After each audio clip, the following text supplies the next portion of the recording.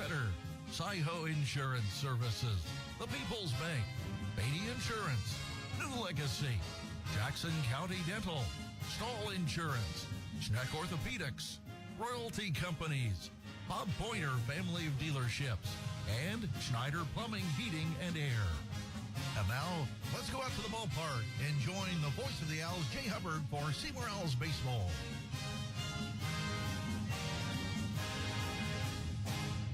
And a very pleasant good morning to you from American Legion Field here on the campus of Seymour High School. This is Seymour Owls Baseball on a beautiful day for baseball. I'm Jay Hubbard, and welcome to our coverage of the regular season finale as the Owls play host to the Golden Bears from Shelbyville High School. Seymour comes in with a record of 17-6. The Owls were victorious 15-2 on Thursday night at Southwestern Hanover.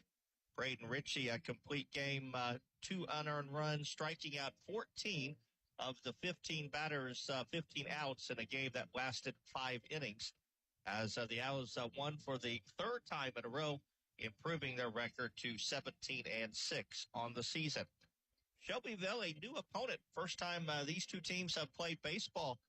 To my knowledge, it's the first time since I've been broadcasting that we have played Shelbyville. Now, we were a member of the same conference back in the day, so I'm sure there have been some meetings between these two teams in the past, but at least as long as I've been broadcasting for 25-plus years, we have not played Shelbyville in baseball. They have a nice record. They are 16-7 on the season, and they are coming in on a 4-game winning streak, and they have won 12 out of their last 13 contests. We had a chance to talk with Seymour coach Jeremy Ritchie about this morning/afternoon's game, and we'll go inside the pitch with Coach Ritchie after this timeout from American Legion Field. It's the Seymour Owls and the Shelbyville Golden Bears, and you're listening to Seymour Baseball on the Buzz 99.3 WZZB, as well as our YouTube channel on our sister station 927 Nash Icon. When you buy insurance, you are buying more than just a policy. You're buying the service that goes with that policy. I'm Lance Gentry, partner at Beatty Insurance. Since 1863, the staff at Beatty Insurance has been providing unparalleled service to our customers and to our community. We live here, we are active in local organizations that give back, and we love serving you. Beatty Insurance offers business, homeowners, auto, farm, and life insurance. Call Beatty Insurance for a quote today at 812-522-5640 or check out our website at beattyinsurance.com. Beatty Insurance, we are here when you need us. You can have the warmth of winter when you call S&B Wall Coverings. Their dedicated team treats you like family, providing professional insulation services to keep you snug. Save on energy bills and elevate your home's comfort by scheduling with S&B Wall Coverings. Their services don't stop there. S&B also provides expert interior painting and light remodeling services with competitive pricing. It's time to make your space warm and cozy with S&B Wall Coverings. Give them a call at 812-216-0162. BSM Group's your trusted partner for utility engineering, drafting, and right-of-way permitting. With a proven track record of excellence, BSM Groups delivers precision and expertise that's second to none. Whether you are a utility company or utility contractor, BSM Groups can optimize your projects and ensure compliance so you can meet deadlines and exceed expectations. Visit us today at bsmgroups.com or give us a call at 812-271-2400. BSM Groups, your blueprint to success in the utility engineering industry. Graduation is right around the corner, and it's the perfect time to prepare your future college student for financial independence. Even if they're away from home, the People's Bank makes it easy to stay connected. With online banking, TPB Mobile, bill pay, and a debit card, they can manage their money anytime, anywhere, all with a bank they trust. This is Allie with the People's Bank. Your future deserves a strong financial foundation. From student accounts and savings to auto loans and more, we've got you covered. Stop by one of our 4 convenient locations today. The People's Bank, member FDIC, and equal housing lender.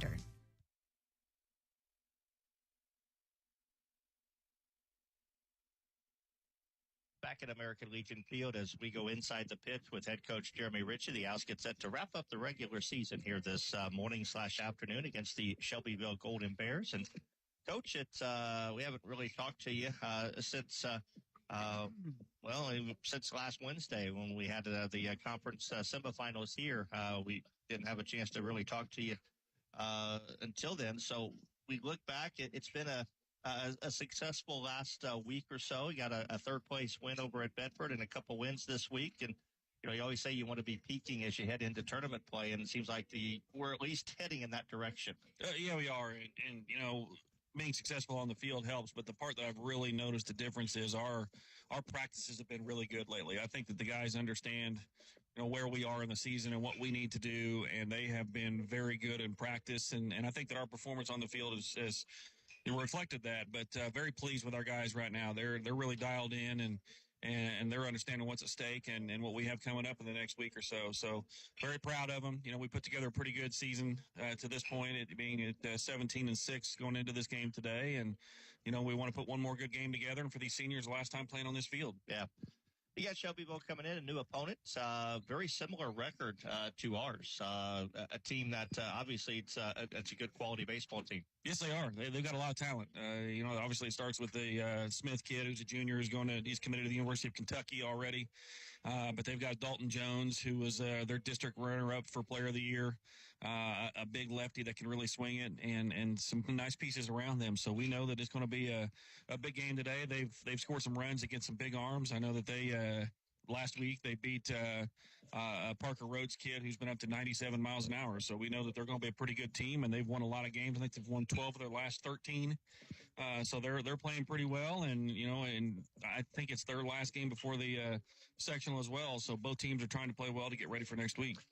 When you're dealing with that, when you're playing a team, and I think they play Wednesday too, so they're obviously going to be focused next week. We have an eye forward to next Saturday. Maybe we have a little bit more of a luxury, the fact that we don't play for a week. If you're playing a quality team like this, it makes it a little easier to get motivated for this game, knowing what's lying ahead. It does, and that's one of the things that we really wanted to find, with not going back to Richmond, and all the factors that I loved about Richmond, with the spending the night and having to get out of bed and play a couple games on Saturday and play for a trophy. When we lost that opportunity, I wanted to play somebody good because, you want to challenge your guys. And the good news is we have a full week to fix any mistakes that we've got going on or just continue doing well what we're doing. But, I wanted to find somebody that was good, and I knew that they were excited about the team they had coming back, and just glad it worked out because we've got to be focused, and we have to play really well today to get a win. Braden had his final tune-up Thursday night, a complete game, 5-inning win against Southwestern. Mikey gets his final tune-up. We hope that he'll have an opportunity to throw at some point here in the next week or so. I'd like to see him have a very quality opponent as he now heads into tournament play next week. Definitely.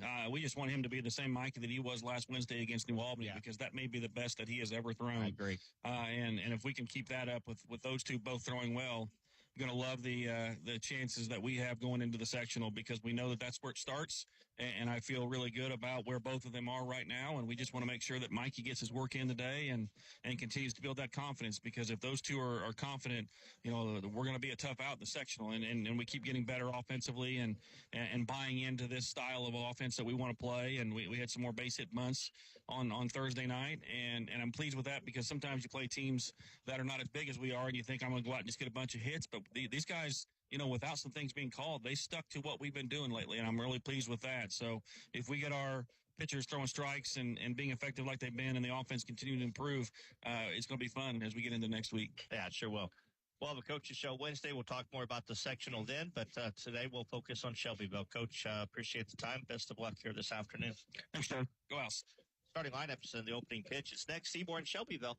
And it all comes your way. Choosing the right health insurance for you and your employees is essential, and now is the perfect time to get SciHo Smart with your benefits. Hi, I'm John Sattler Jr. with SciHo Insurance Services. At SciHo, we provide flexible and affordable health benefits to companies of all sizes. Our wide range of products include fully insured and self-funded plans backed by our local support teams. Give us a call today at 812-378-7070. Visit us online at sciho.org or reach out to your local agent for more information on how to become SciHo Smart. Why should everyone have an annual eye exam? Various diseases can be detected early through a comprehensive eye exam. At Connor Smith Eye Center, the doctors look for signs or symptoms for various diseases, not just for the eyes. Through an eye exam, you're able to detect diseases such as high blood pressure, diabetes, heart disease, tumors, and stroke. Do not delay. Call Connor Smith Eye Center today for an eye exam. 812-524-3937. See your future clearly. Hello, big humans. The Tooth Fairy here with a special message. The only thing sneakier than me putting money under the pillow are those sneaky bacteria and food hiding between your teeth. They're tiny, but oh so tricky, but fear not. Dr. Pierce, Dr. Coomer, and Dr. Gardner and the team at Jackson County Dental are your fairy tale approved super dentists, ready to protect your shiny smiles. You can visit my fabulous fairy tale friends at Jackson County Dental in Seymour. So have the even bigger humans make an appointment today for the whole family. With love from the Tooth Fairy. It's JC Bank's Quasquai Centennial. What's that? It's just a fancy way of saying JC Bank has been serving South Central Indiana for 125 years. Planning ahead? Explore great CD rates, loan rates, or any of their banking, investments, or trust products. Celebrate 125 years with them at one of their 13 locations or visit jcbank.com. JC Bank, serving you so long they had to learn to say Quasquai Centennial. Member FDIC, Equal Housing Lender. New Legacy understands the importance of securing your future, and we are ready to serve you at either of our locations in Seymour or Scottsburg. Insurance isn't just about protection. It's about providing peace of mind and financial security for you and your loved ones. Whether it's safeguarding your business, home, or health, New Legacy is here to guide you through the process and ensure you have the coverage you need. Don't wait until it's too late to protect what matters most. Call today at 812-271-2000. Or visit us to start building a legacy of security. When it comes to insurance, do what you do best and delegate the rest. To us at New Legacy. Got a new bone or joint injury? Schneck's Orthopedic Walk-In Clinic in Seymour is here to help. No appointment needed. Open Monday through Friday, 8 to 11 a.m. and 1 to 4 p.m. We provide expert orthopedic care for the whole family. New or existing patients are welcome, and our specialists are ready to help with on-site x-ray, casting, and bracing services for fast, same-day answers and care. When the unexpected happens, visit Schneck's Orthopedic Walk-In Clinic to get back on your feet. Visit schneckmed.org for details. If you're ready now, let's check the starting lineups for this morning/afternoon's contest.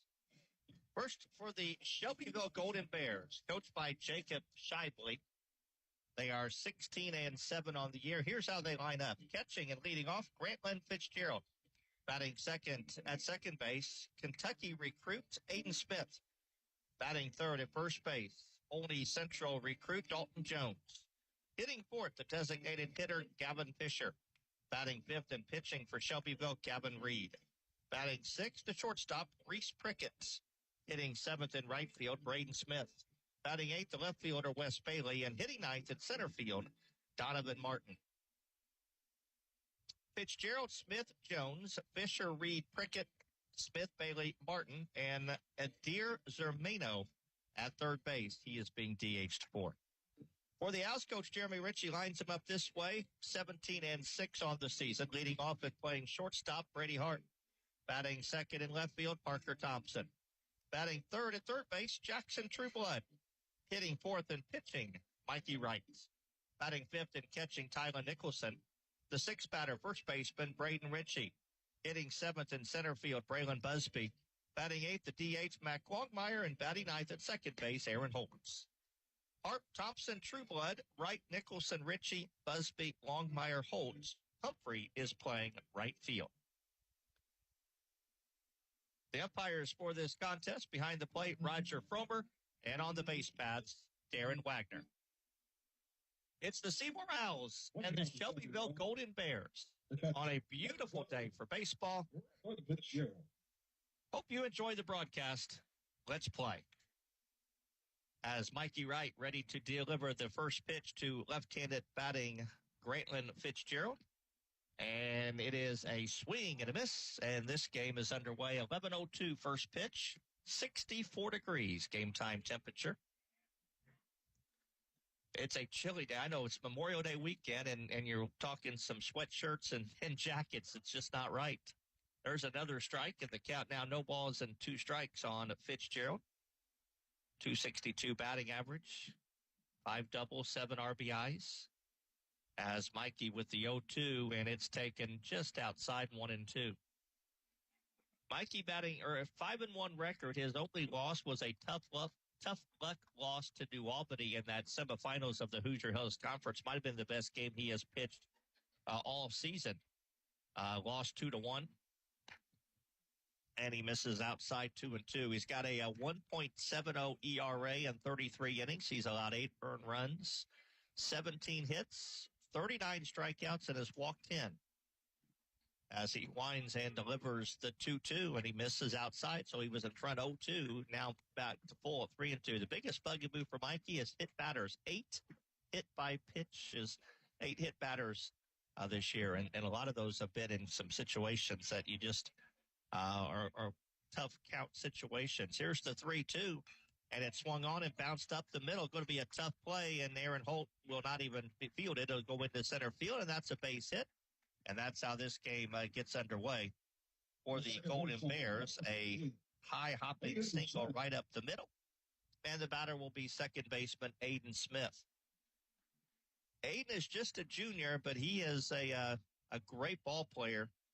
406 average. He's 28 for 69 on the season. He has 6 doubles, a triple, 5 homers, and 20 RBIs, and he is a UK commit, Kentucky commit. As Mikey works from the stretch and delivers, and Aiden takes a strike.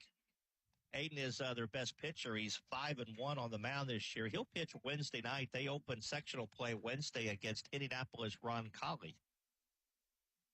Ron Colley coaches here. At least one of their coaches is here scouting it this afternoon. He pitched this past Wednesday with a victory.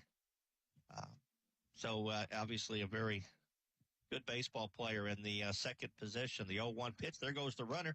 Pitch is taken for a strike. Throw down to second is not in time. Good throw. But the runner, Fitzgerald, slides under the tag. And that's a stolen base, and it's no balls and 2 strikes on Aiden Smith. So he started Fitzgerald out 0-2. Came back to work the count full, and then Fitzgerald lined a single up the middle. Smith, 0 balls and 2 strikes, and Mikey delivers, and it swung on and hit high into the air left field. That ball's hit well. Parker to the warning track. He's to the fence, and it's out of here, a home run. On an 0-2 pitch, Aiden Smith, right on cue, hits one over the left field fence. And just like that, the Golden Bears in front by a score of 2-0.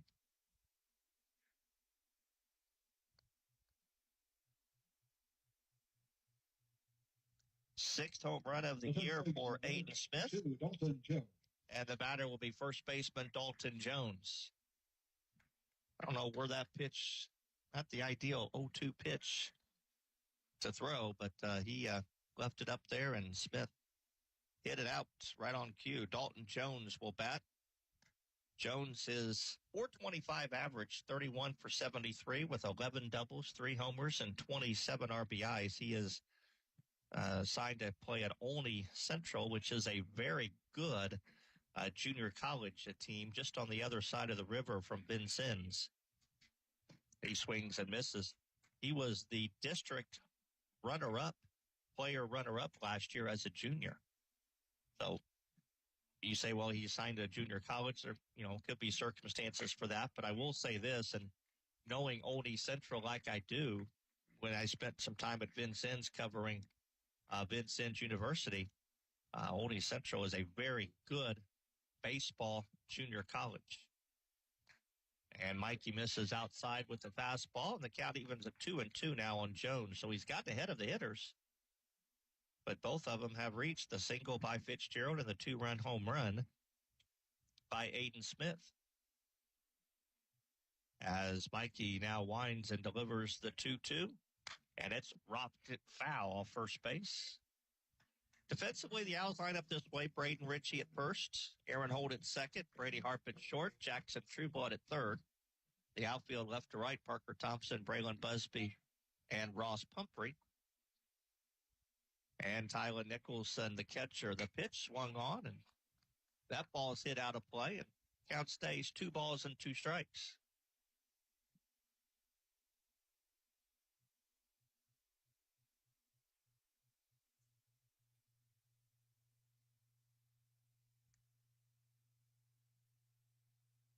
2 balls, 2 strikes. As Mikey takes a long look, and now he wheels and delivers the 2-2 pitch, and it swung on and lined over the head of Brady Harp into left center field. So 3 consecutive hits by the Bears, all with 2 strikes. And the batter will be the designated hitter, Gavin Fisher.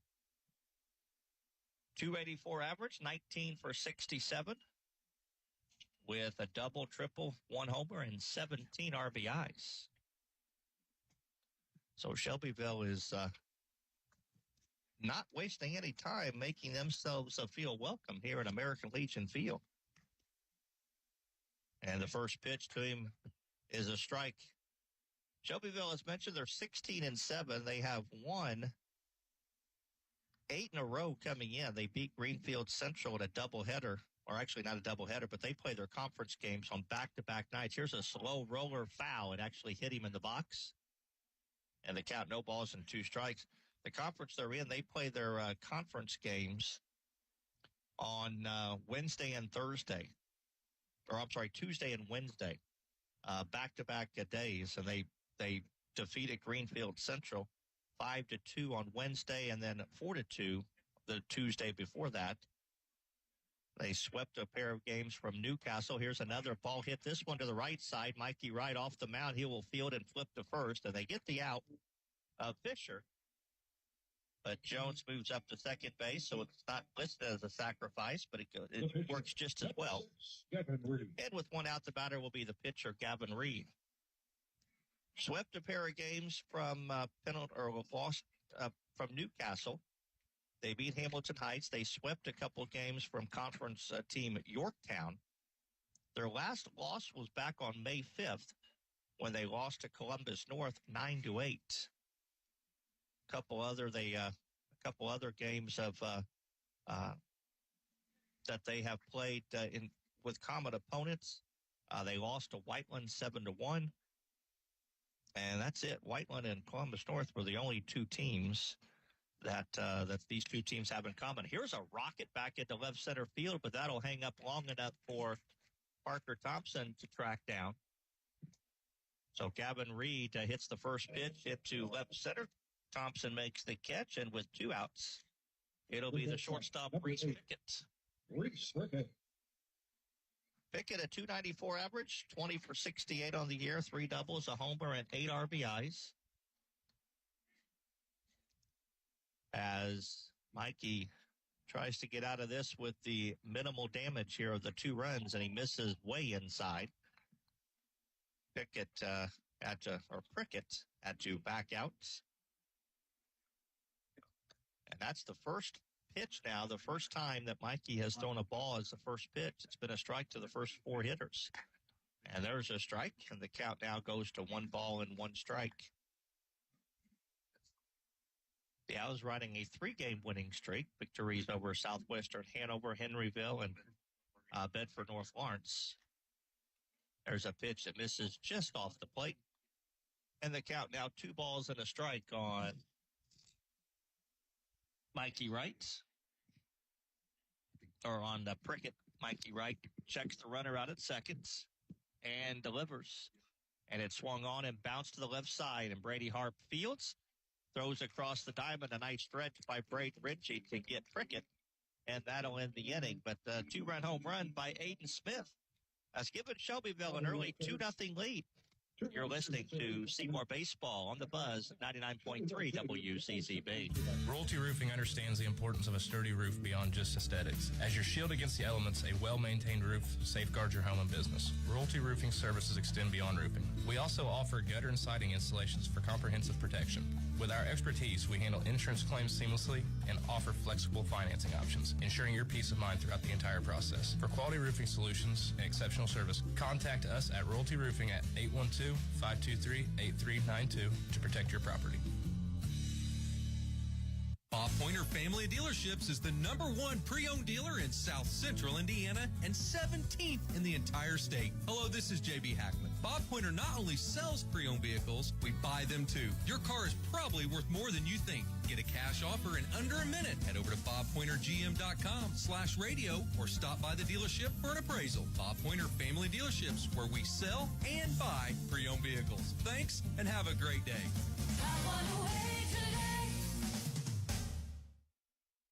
At Stahl Insurance, we focus on the farm and agribusiness insurance market. Whether you own a grain operation, hog confinement, livestock, or hobby farm, we work with industry-leading carriers that know and understand the risk you have. We take the time to individually learn about your operations in order to best protect you. Call or stop by today to talk to one of our farm agents, Shane Tremoyan, Nathan Newkirk, or Chris Stahl, at our new location, 211 North Chestnut Street in Seymour, or we can be reached at 812-524-0692.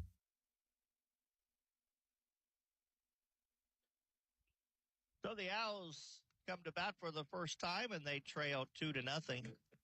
It'll be Brady Hart, Parker Thompson, and Jackson Trueblood to face a right-hander in Gavin Reed, 2-0 record, pitching record. Gavin, 2.75 ERA in 20 1/3 innings, has allowed 8 runs, 20 hits, 16 strikeouts, and 9 walks. And he'll get Hart, Thompson, Trueblood here in the bottom of the first. As Brady steps in, 351 average, 26 for 74 on the year. He has 5 doubles, a triple, a homer, and 12 RBIs.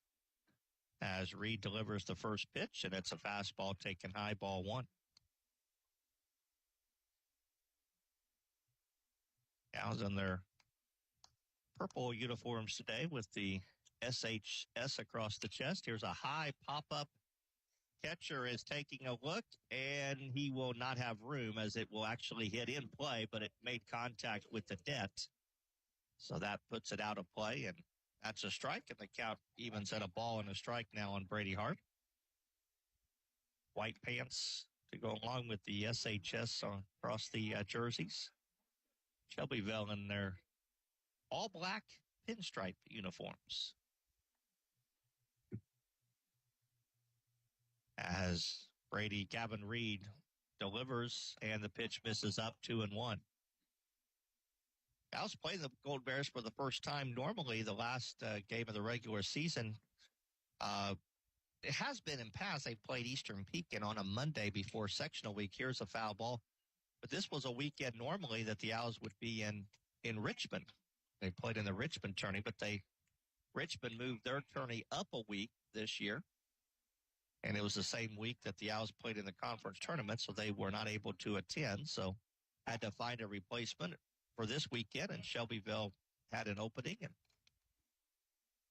it's a good quality opponent to play right before sectional time. 3 balls and 2 strikes on Brady Hart. Parker Thompson waiting on deck. Gavin Reed, the 3-2 pitch is popped up in the infield. Second baseman Aiden Smith, right behind the pitcher's mound, makes the catch. And there's one away. The batter will be Parker Thompson. Parker hitting .375, 24 for 64 on the year, couple of doubles, 8 RBIs. Parker has really been successful the last couple of weeks with the bunt. He's had 3 bunt singles in the last 5 ball games. Won't be surprised to see him lay one down here. He does square, and the pitch misses outside, ball 1. With the third baseman playing back as he was. There was no good idea. And now that'll draw the third baseman in on the grass. And the first baseman also in on the grass as well. And Parker takes a fastball outside, 2-0. One thing I've noticed about Parker, if that third baseman's playing back, he will square around. Now the third baseman does back up. He's got a confusion on where to be. Parker swings away and lines it into right field, a base hits. So that's the first hit of the game for the Owls team as Parker Thompson is aboard. And it'll be third baseman Jackson Trueblood. Defensively for Shelbyville, Dalton Jones at first, Aiden Smith at second, Reese Pickett at short, Adair Zermino at third, Wes Bailey, Donovan Martin, and Braden Smith are the outfielders. The catcher is Grantland Fitzgerald.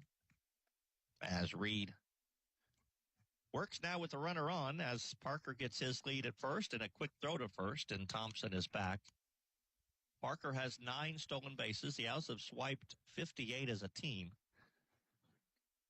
High percentages at some point during this at bat. The Owls will play hit and run with Jackson Trueblood, 356 average coming in. Parker's running. Pitch is a swing and a miss. Throw down to second, not in time.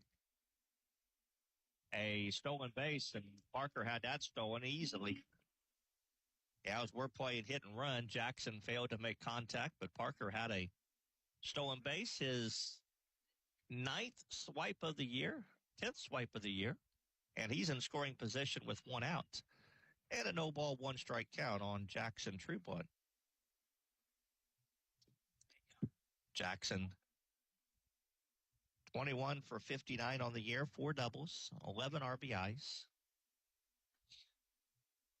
As Parker leads at second, and the pitch to him is fouled off, fisted off towards the Seymour dugout. And Shelbyville pitcher in front, no balls and 2 strikes. Mikey Wright waiting on deck. Strange to have a Memorial weekend and you're in jackets. It is, it feels more like a Labor Day weekend than it does Memorial Day weekend. 64 degrees. There's a throwback to second, and Thompson is back. It's going to make for a good race day temperature tomorrow. If you're going up to the race, Indianapolis 500, you won't be. There's been weekends where you sit out in the sultry heat. Not this weekend. It's going to be an excellent day if you're going to the race. Here's a line drive right at the first baseman, and they will double off Thompson at seconds. Jackson hit it hard right at the first baseman, Dalton Jones. Parker, his first instinct was to take off with the ball hit to the right side. But once that happened and Jones catches it, he's able to double the runner off easily at second base, and that'll end the inning. No runs, a hit, nobody left. An inning in the books. Shelbyville 2, Seymour nothing. You're listening to Seymour Baseball. BSM Group's your trusted partner for utility engineering, drafting, and right-of-way permitting. With a proven track record of excellence, BSM Groups delivers precision and expertise that's second to none. Whether you are a utility company or utility contractor, BSM Groups can optimize your projects and ensure compliance so you can meet deadlines and exceed expectations. Visit us today at bsmgroups.com or give us a call at 812-271-2400. BSM Groups, your blueprint to success in the utility engineering industry. You can have the warmth of winter when you call S&B Wall Coverings. Their dedicated team treats you like family, providing professional insulation services to keep you snug. Save on energy bills and elevate your home's comfort by scheduling with S&B Wall Coverings. Their services don't stop there. S&B also provides expert interior painting and light remodeling services with competitive pricing. It's time to make your space warm and cozy with S&B Wall Coverings. Give them a call at 812-216-0162. Make sure your heating system is ready for whatever weather winter brings. Whether it's a fall tune-up for your current system or installing a new one, Schneider's Plumbing, Heating, and Air, your local Bryant dealer, will do whatever it takes to keep your family comfortable this winter. With quality parts, reliable system, and advanced technology, they provide service you can trust. To schedule an appointment, contact Schneider's Plumbing, Heating, and Air. Bryant, whatever it takes. Get your tickets for the Jackson Live and Events Center, jacksonliveandevents.com. Choosing the right health insurance for you and your employees is essential, and now is the perfect time to get Seyho Smart with your benefits. Hi, I'm John Sattler Jr. with Seyho Insurance Services. At Seyho, we provide flexible and affordable health benefits to companies of all sizes. Our wide range of products include fully insured and self-funded plans backed by our local support teams. Give us a call today at 812-378-7070. Visit us online at seyho.org or reach out to your local agent for more information on how to become Seyho Smart.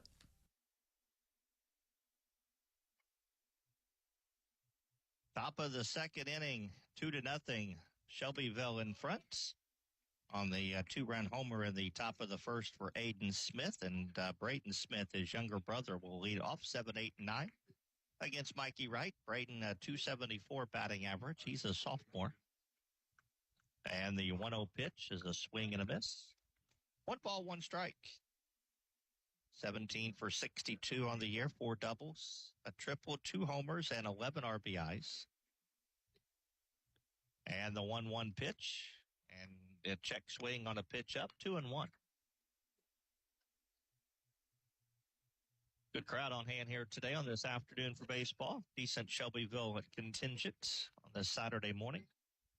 There's a swing and a miss. Got him with the slider on the dirt, 2-2. Good crowd for Seymour. Seymour is hosting the Unified Track Sectional later today at 1 o'clock. So good luck to all the participants in the Unified Track from Seymour. Misses just high, 3-2. Mikey thought he had strike 3, but pitch was up a little bit. As Wright wheels and delivers the 3-2. Swung on and bounced foul. Oh, nice snag over there by, it would be Donovan Martin, the guy in the hole. He kind of reached up with his left hand and snagged it before it got into the dugouts. It's a nice snag. Got a lot of praise. You don't want to break a finger on something like that, right? 3 balls, 2 strikes. Again, the wind and the delivery, and it's taken outside, ball 4. First walk issued by Ryden for the second straight inning. Shelbyville has their leadoff batter on, and it's time for Ask the Booth question. Jay Shetman again. Ask me questions each week, and I like this one today. Hey, Jay, what do you put on Jessica's famous hot dogs? Well, that's a good question. And also a second question, who are you picking to win the Indy 500? Squaring to bunt is Wes Bailey. And he fouls one back, strike 1. Well, first of all, mustard, 2 packs of mustard on the hot dogs. And by the way, we're going to be, Jessica, again, is going to join us here in the third inning. And she's told me that she's got a following that's listening in this afternoon. So we're going to have fun. She's going to be with me. And we're going to just talk about life in general as we watch a baseball game here this afternoon. Again, the bunting up into the air. This one is in play, but it's not able to be caught as Tyler Nicholson and Braden Ritchie both give chase to it, but neither was able to get to it. And it's no balls and 2 strikes on Wes Bailey. As far as the second question goes, the 500, you know what? I'm going to tell you why I'm picking this person. And I do a morning show on 92.7. And had a special guest on my show Friday, and there's a pitch outside 1-2. Had a special guest, Felix Rosenquist, who starts in the middle of row 2. And I interviewed him. I interviewed him 3 years ago, and he had his best finish he's ever had at the 500s. I finished 4th, and had a chance to interview him again yesterday. So that is who I am going to pick to win. Now, if you're a betting man, Alex Palou has been the dominant IndyCar driver to this point. We'll see. A swing and a miss, down on strike, snap throw to first, and the runner is back. But a strikeout, first of the game for Mikey, as Bailey goes back to the dugout, and the one-out batter will be center fielder Donovan Martin. Joseph Newgarden will be a good pick, defending champ. Of course, the Penske drivers have to go to the back of the field, so that'll be interesting to see how they do as they come up through the field tomorrow. But if you're a racing fan, tomorrow is a day for you. You got the Grand Prix of Monaco to start with, then the Indianapolis 500, and then you wrap it up with the Coca-Cola 600, the longest race of the year for the NASCAR circuit. So here's a bouncing ball foul just off third base by the number 9 hitter, Donovan Martin. And it's strike 1. Martin hitting under 200, 192, 10 for 52 with a double and 5 RBIs.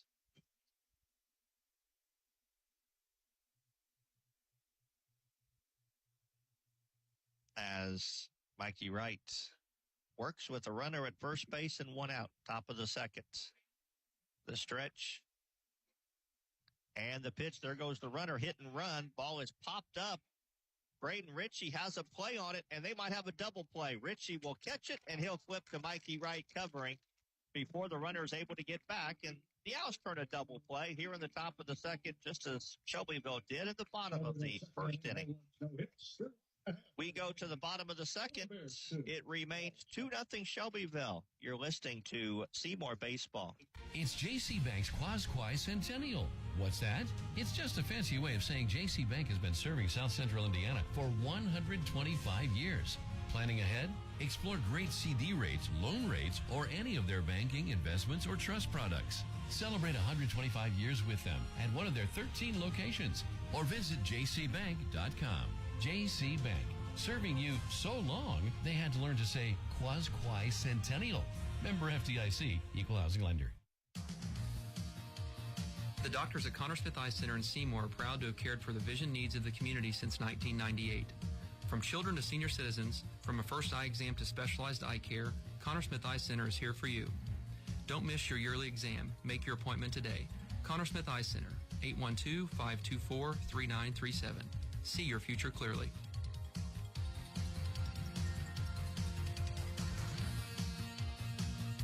Hello, big humans. The Tooth Fairy here with a special message. The only thing sneakier than me putting money under the pillow are those sneaky bacteria and food hiding between your teeth. They're tiny, but oh so tricky, but fear not. Dr. Pierce, Dr. Coomer, and Dr. Gardner and the team at Jackson County Dental are your fairy tale approved super dentists, ready to protect your shiny smiles. You can visit my fabulous fairy tale friends at Jackson County Dental in Seymour. So have the even bigger humans make an appointment today for the whole family. With love from the Tooth Fairy. Bottom of the second. The Owls down 2-0 as we welcome in for the final time this season. It's bittersweet. That's the word I was going to say, Jay. How are you? Our friend, my friend, and I hope yours as well, Tim Perry. Hello, Coach. Doing well, Jay? I'm doing good. Same. Doing excellent. Yourself? Another school year under the books? Yeah. How about number 35 done? 35. 35. Good for you. Thank you. Good for you. It's my 25th year. Cool. Broadcasting Seymour Sports. So I'm not quite at 35. Someday maybe, hopefully. Yep. First pitch to Mikey is taken inside corner, strike one. How about the weather? Feels more like Labor Day. I love it. Weekend, the Memorial Day weekend, right? So I've compiled a list, Jay. You've compiled a list. Go ahead. I was going to do. There's a high fly ball right field. Yeah, you might pay. So I thought, in true Letterman fashion, I was going to do a top 10 memorable events for Coach Ritchie, like my indelible memories from Coach Jeremy Ritchie. But knowing how some of these are quick, I scaled it down to a 5. Okay, my top 5. So we'll start in 08-ish when they put on a youth league clinic at the Ox Gym, and Jeremy was one of the speakers. I don't know if he was in charge of it, if Bob Bowman was in charge of it, whoever was in charge of it. Of course, I attended, and he was talking about some pitching, and I'll never forget, and that's why I brought this visual. Just picture, if you will, listening audience, a baseball. He talked about how when you throw a change up, and I'd never thought of this, how you want to make sure as you throw a circle change that you have your ring and middle fingers on the seams to, of course, give the ball more movement. So that's number 5. 2 balls, no strikes on Tylen Nicholson. 1 out here in the bottom of the second. Box this up, Tylen, and hit a frozen rope in a gap. And it's a chopper to third.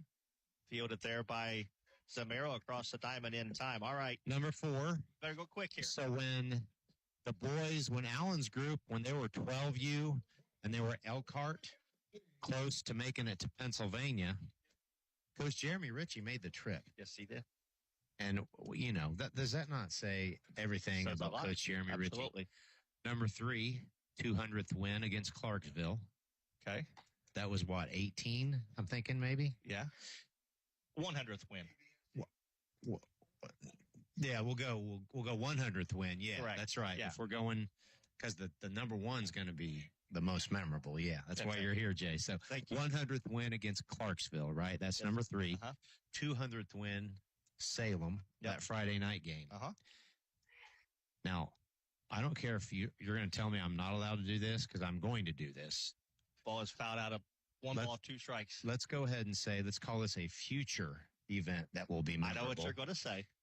First sectional championship for the Owls in 30 years, because the last one was in 95, correct? Yes. That's going to be my number one most memorable event from Jeremy Ritchie, a future event. I like it. Grabbing that sectional title. All the stars are aligned. Let me border that. By the way, 2 balls, 2 strikes on Braden Ritchie, 2 outs here. We're going back to the place where one of my more memorable events broadcasting was when your son pitched against New Albany, ranked number 1 in the state, beat him in the opening round of the sectional. I like you throwing that in. Did you know that actually happened 7 years ago yesterday? Is that right? Because Coach Hinkle in our group texts shared the memory from Facebook. So, yeah, 7 years ago yesterday that took place. Yeah, good call. Is that down? That's not. Nope. Fly ball right field. Caught so by anyway, the right fielder. It's been fun as always. We'll continue it next year. How about that, Jay? I look and forward go to Owls. I look forward. Have a nice Memorial Day weekend, everybody. After 2, Shelbyville 2, Seymour nothing. You're listening to Seymour Baseball. Hi, I'm Vanessa with New Legacy. We are committed to providing payroll, taxes, and accounting services that instill confidence in your business operations. With convenient locations in Seymour and Scottsburg, New Legacy is right here in Southern Indiana, ready to support you every step of the way. Our dedicated team collaborates seamlessly to handle all aspects of your financial needs, ensuring compliance, accuracy, and peace of mind. So do what you do best and delegate the rest to us at New Legacy, specializing in taxes, accounting, insurance, and wealth management. Call today at 812-271-2000. Graduation is right around the corner, and it's the perfect time to prepare your future college student for financial independence. Even if they're away from home, the People's Bank makes it easy to stay connected. With online banking, TPB Mobile, bill pay, and a debit card, they can manage their money anytime, anywhere, all with a bank they trust. This is Allie with the People's Bank. Your future deserves a strong financial foundation. From student accounts and savings to auto loans and more, we've got you covered. Stop by one of our 4 convenient locations today. The People's Bank, member FDIC, and equal housing lender.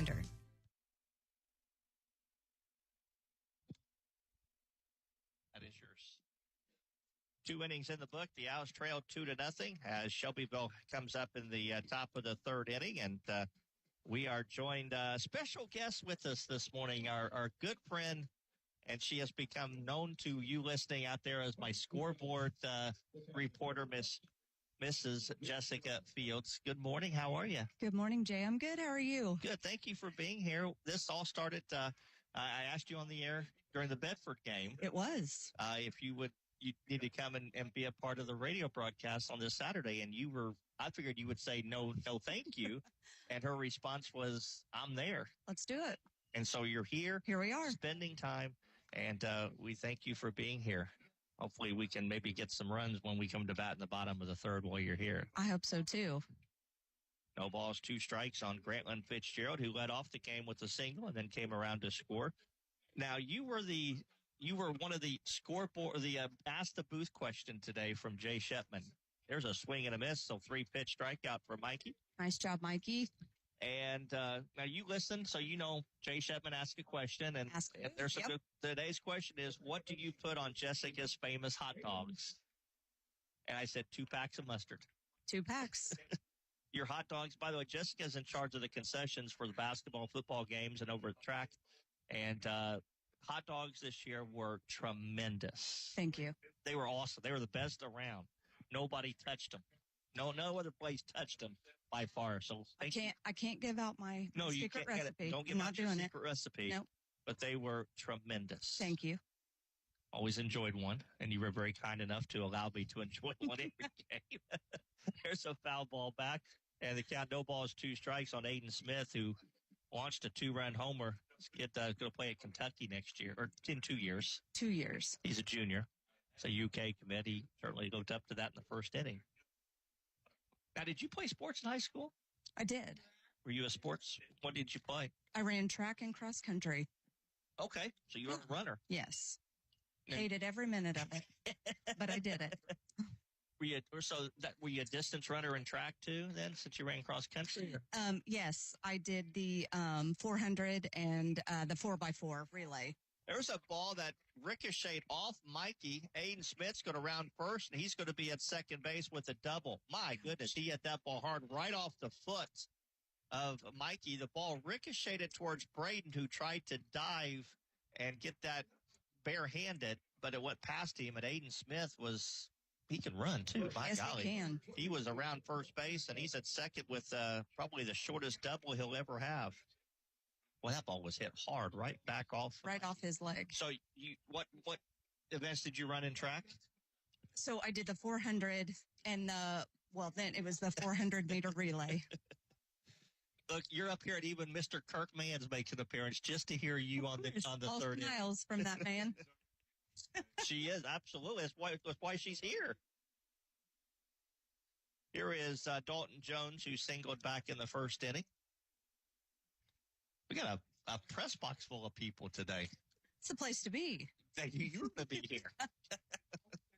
Our good friend Art Juergens made an appearance. He's over there. Yeah. He's the only player. He's the only person, by the way, who is allowed to wear a Cubs hat in our press box.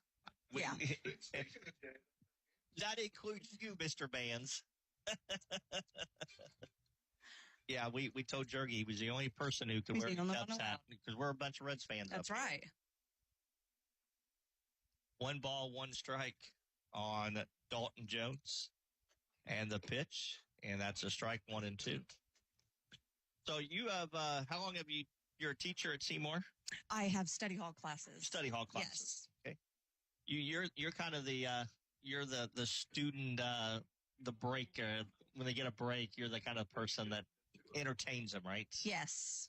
And I love it. I have all seniors in my study hall classes, so it's really nice.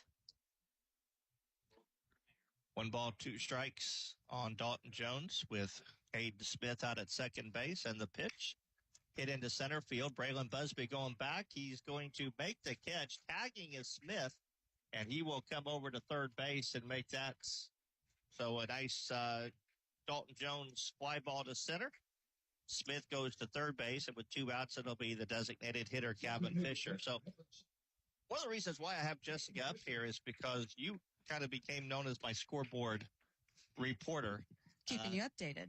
And we go all the way back to the Silver Creek game where I messed up your name, or didn't know. First of all, I didn't know who you were.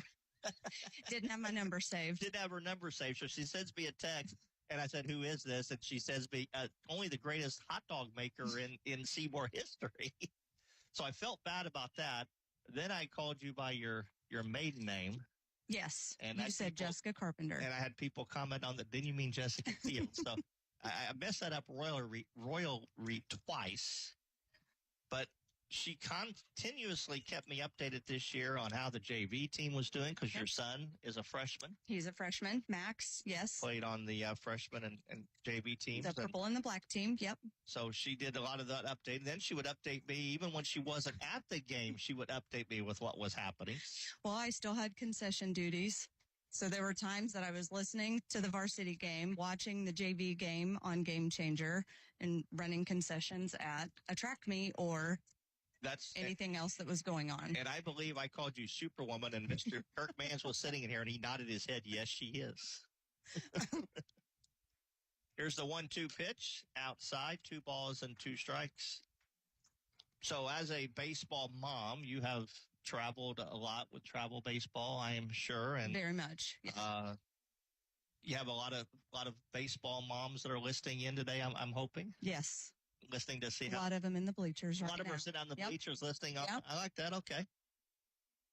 2-2 pitch, a swing and a miss. Down on strikes goes Fisher, so the outs get out of that. Mikey does. After the 1-out double. You're going to stick around for the bottom of the third. Bottom of the third. All right. We'll be back. It's 2-0 Shelbyville.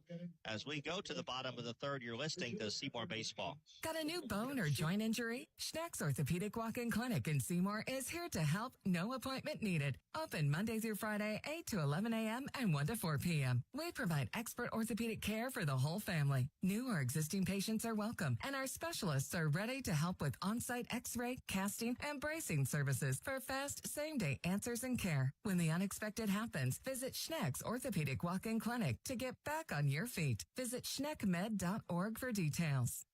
Royalty Roofing understands the importance of a sturdy roof beyond just aesthetics. As your shield against the elements, a well-maintained roof safeguards your home and business. Royalty Roofing services extend beyond roofing. We also offer gutter and siding installations for comprehensive protection. With our expertise, we handle insurance claims seamlessly and offer flexible financing options, ensuring your peace of mind throughout the entire process. For quality roofing solutions and exceptional service, contact us at Royalty Roofing at 812-523-8392 to protect your property. When you buy insurance, you are buying more than just a policy. You're buying the service that goes with that policy. I'm Lance Gentry, partner at Beatty Insurance. Since 1863, the staff at Beatty Insurance has been providing unparalleled service to our customers and to our community. We live here, we are active in local organizations that give back, and we love serving you. Beatty Insurance offers business, homeowners, auto, farm, and life insurance. Call Beatty Insurance for a quote today at 812-522-5640 or check out our website at BeattyInsurance.com. Beatty Insurance. We are here when you need us. Bottom of the third, Shelbyville in front 2-0 on the two-run home run by Aiden Smith in the top of the first. Seymour will have up Braylon Busby, Mac Longmire, and Aaron Holt. Now, I will commend you because you've had to put up with my brother for all these years, travel baseball. And so I commend you for that. Thank you. He's the best. We just love him. Don't say that. Because he'll hear that, and then he'll tell me that every time. He's in the bleachers as well today. Oh, is he that? Yes, he is. Okay, all right. My other brother listens. He critiques all the time whenever I say if I say something wrong, my one brother will correct me, and then my other brother, I was at his house last night feeding horses. He had a staff outing out there. Sure did last night. I went straight from Hanover, from the JV game to his house. Yeah. Okay. It was a nice time. Heard it was a well-attended event. A lot of food out there. Yeah, it was very nice. Braylon batting .241, 13 for 54, has slow ground ball right side. Going to be trouble. Smith bare hands throws. Nice play. Nice play and a nice scoop over there at first base. Boy, this kid at second base, he's making it. Yeah. He's living the part right now, isn't he? That was a great play by Aiden Smith at second base, and with one out, it'll be Mac Longmire. Anybody you want to say hi to while you're up here? I know Seth Stuckwish is listening. Seth, he is listening. He's an avid listener.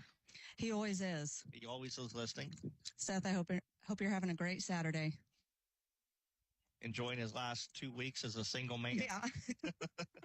Because it all changes in a couple weeks, Seth. I'm sure he's doing all the planning. I'm just kidding on that. All the planning. He's doing it all.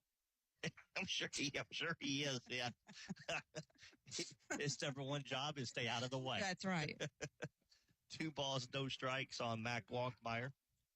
And the pitch is swung on and bounced into the hole. That's going to be tough. Shortstop fields and throws. Not in time. As Mac Longmire fields an infield single. Nice play by the shortstop to field that and make a nice throw. But Mac's able to beat it out. And the Owls have their second hit of the game, and it'll be Aaron Holt to bat.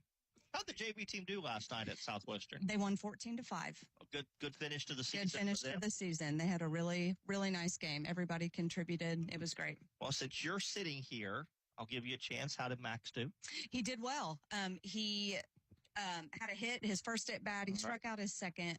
And then they gave an opportunity for another kid to play. So it was nice. Yeah, like I said, they all got to play. They all contributed. It was great. Aaron Holt sacrifice bunt as he bunts it to the first baseman who fields and steps on the bag. Moves Longmire up to second, and the 2-out batter will be Brady Harp. So anybody you want to shout out to the people listening down in the bleachers? You know who was excited about this the most was Meredith Henry. Meredith has been on our broadcast report, the Henry zone out there. Right out there, field, out left. Yep. Her and Brad have both been a part of the broadcasts over the season. They sure have. Yeah. Greer, one of my all-time favorite players at Seymour High School. I say that publicly, and doesn't get any better than Greer Henry. Absolutely. Yeah. One of my all-time favorites that played the game of basketball for the Lady Owls. And here's a throwback to second, and Longmire is back. Brady pop out his first time. So travel ball, Max playing travel ball? Is that nope? He is not. Play this nope. year. Okay. He's decided he'll just do high school. So what's ball. the summer like for Jessica? this summer? Well, I have a hard time saying no to things. So I am helping Dave and Chris Boggs. I am their manager at the city pool. Oh, okay. For the summer. That'll be fun. Yeah. Which all the students at the school work as lifeguards and things like that. So it just makes it easy. You're going to show up at football next August all tan and ready to go. Ready to go, right? That's right. Here's a high fly ball to center field, and that should end the inning. Center fielder is over. In all seriousness, I can't thank you enough for taking care of me this year. Of course. The hot dogs were tremendous. You're a wonderful person. I've gotten to know you over the last year, and I look forward to seeing you and working with you and talking to you for many more years to come. Same, Jay. I'll keep those hot dogs. Absolutely. I appreciate that very much. I won't change vendors. I appreciate that.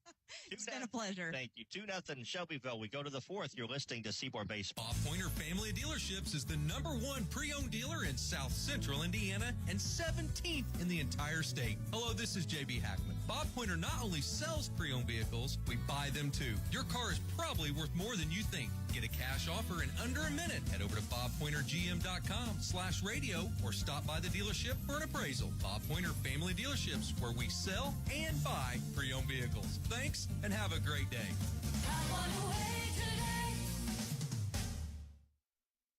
Make sure your heating system is ready for whatever weather winter brings. Whether it's a fall tune-up for your current system or installing a new one, Schneider's Plumbing, Heating, and Air, your local Bryant dealer, will do whatever it takes to keep your family comfortable this winter. With quality parts, reliable system, and advanced technology, they provide service you can trust. To schedule an appointment, contact Schneider's Plumbing, Heating, and Air. Bryant, whatever it takes. Get your tickets for the Jackson Live and Events Center, jacksonliveandevents.com. You can have the warmth of winter when you call S&B Wall Coverings. Their dedicated team treats you like family, providing professional insulation services to keep you snug. Save on energy bills and elevate your home's comfort by scheduling with S&B Wall Coverings. Their services don't stop there. S&B also provides expert interior painting and light remodeling services with competitive pricing. It's time to make your space warm and cozy with S&B Wall Coverings. Give them a call at 812-216-0162. Gavin Reed will lead things off for Shelbyville here in the top of the fourth. The Golden Bears in front 2-0 on the 2-run home run by Aiden Smith in the top of the first. And it's 3 balls and no strikes on Reed, who hit a 5-ball to left his first time. Mikey has settled down and pitched a couple, as hasn't pitched a bad game, just one mistake. And Aiden Smith made him pay for that. But other than that, it's been a pretty well pitched game. He gets a strike on a 3-0 fastball taken all the way was Reed. 5, 6, and 7 in the order: Reed, Prickett, and Braden Smith. The wind and the 3-1, swing and a miss, and he's all the way back now at 3-2. I feel alone up here. Nobody to talk to. Just me now. 3-2 pitch, strike 3 call. Nice job by Mikey to come back. He buckled him with that curveball. Third strikeout for Wright, and with 1 out, it'll be the shortstop, Reese Prickett. Prickett, a ground ball to short his first time. In the Owls and the Golden Bears, Seymour will open sectional play a week from today at Jeffersonville. The Owls will play Bedford North Lawrence. It'll be the third time this year. The sectional opens Wednesday. Doubleheader, New Albany will play Floyd. Jeffersonville will play Silver Creek. I think New Albany Floyd's the first game, is it not? When baseball, I can't remember who the first game is, if it's New Albany and Floyd or Jeff and Silver Creek. I know those are the matchups, but I can't remember which game is first. So I'm not sure what order those games are in, but I know New Albany and Floyd play and Jeff and Silver Creek play. And then the winners of that will play at 3 o'clock on Saturday. And Seymour Bedford will be the second game on Saturday. So if you're putting a time frame on it, approximately 6 o'clock, maybe 5:30, 6 o'clock. If you allow 2 hours for a high school game and then 30 minutes between hand. So around 5:30 on Saturday is when we'll take the air. 2 balls, 2 strikes on Prickett as right wheels and delivers, and it's a swing and a bouncing ball foul into the Shelbyville dugouts. Count stays 2 balls and 2 strikes. Of course, the softball sectional gets underway Monday, and Seymour is the host team for the softball sectional this year. Lady Owls will play the second game on Monday, Memorial Day. There's a line drive center field. That is past the diving Busby. And on to second base will go Prickett, and he will put the brakes on right there. That'll be a double. Good effort by Braylon Busby as he went all out to catch that ball, and he didn't, and then he wasn't able to stop it. Parker Thompson over there to back him up and was able to retrieve it to at least keep Prickett to second base for a double. So that is hit number 5 for the Golden Bears. And it'll be the third time in 4 innings they've had a runner in scoring position with less than 2 outs. And Braden Smith, who walked back in the second inning, will step in. Prickett leads at second, and the pitch is swung on, and that's hit fair down the third baseline. Around third base, and scoring is Prickett. They'll hold Braden Smith to a single, but the Golden Bears tack on a run, and they now lead it by a score of 3-0 on the RBI single by Braden Smith. And the batter will be the left fielder, Wes Bailey. Bailey, a strikeout victim back in the second inning. As right to the belt and to the plate, and it's inside ball 1. Again, on Memorial Day, 12 o'clock will be the start time for that softball sectional. The first game will have Floyd Central playing Bedford North Lawrence. And then Seymour will play Jeffersonville at approximately 2 o'clock. Lady Owls beat Jeffersonville 4-0 this past Wednesday.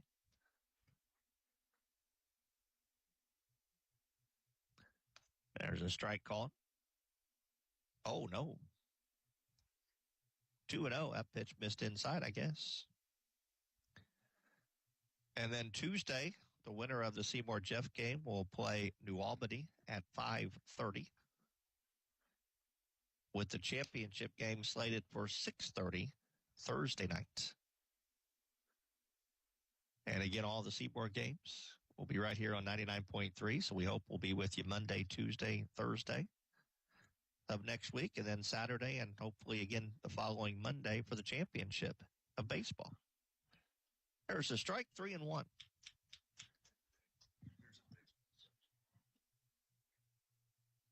Floyd and New Albany. Oh, I'm sorry, 1 o'clock. I said I was wrong on the times. There's a fly ball or a base hit into left field. Okay. We play the first game's at 1 o'clock. I think I said 3 o'clock. So thank you for that. So let me correct that. The first game on Saturday next week is at 1 o'clock. So Seymour will play at approximately 3. I will say probably it's going to be more 3:30 when they play, because you will take about 2 hours for a game and half hour between.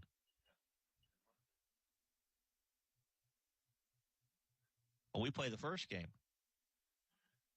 Well, that's what I thought too, but I thought the schedule said, so we play at noon.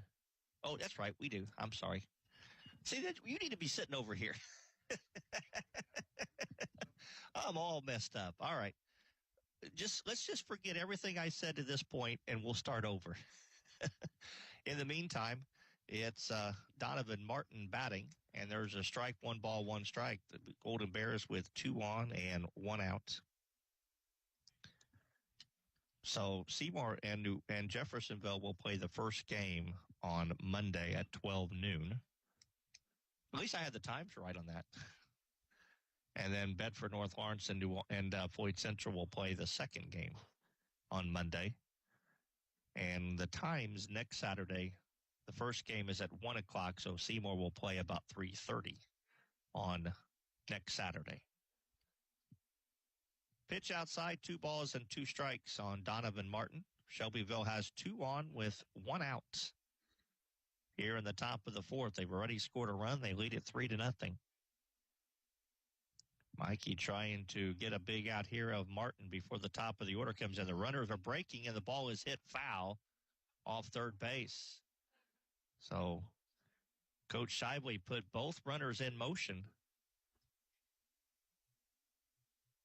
But the foul ball, and we'll do it again, 2 balls and 2 strikes. Would love to get Martin and then get Fitzgerald and not have Smith bat with runners on base. And the 2-2, this time they're not running, and it's a swing and a miss. Down on strikes goes Barton. So a big strikeout, but we'll roll it back to the top and catcher Grantland Fitzgerald. Catcher, number 12, Grantland Fitzgerald. And I was right about the fact that Floyd and New Albany play game 1. Jeff and Silver Creek game 2 on Wednesday nights. I was right about that. About the only thing I was right, though, on the scheduling. So here's Grantland Fitzgerald. And the pitch to him is taken outside, ball 1. Fitzgerald is 1 for 2. He singled and scored back in the first. He struck out in the 3rd inning. As Mikey checks the 2 runners and the 1-0 pitch, and that's taken under the knees, ball 2. Big time at bat here because you got the guy up next who has homered and doubled, Aiden Smith. Would not like to see him come up with the bases loaded. And Mikey's going to have to come with a pitch because he's 3-0 on Grantland Fitzgerald, and I would suspect with Aiden Smith hitting behind him, he will have to make sure it's sitting on a tee before he swings at this pitch. Here's the 3-0 and take it all the way, and that's a strike, 3-1.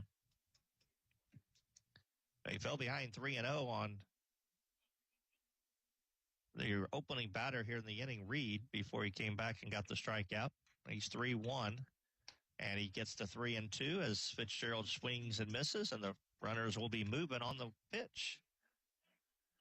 3 balls, 2 strikes. Again, the runners will be breaking early. Mikey trying to get a big out here. As again, they lead. There they go. The 3-2 pitch is swung on and lined to short off of the glove of Brady Harp into left field, and that will be a run for Shelbyville. That ball was hit hard.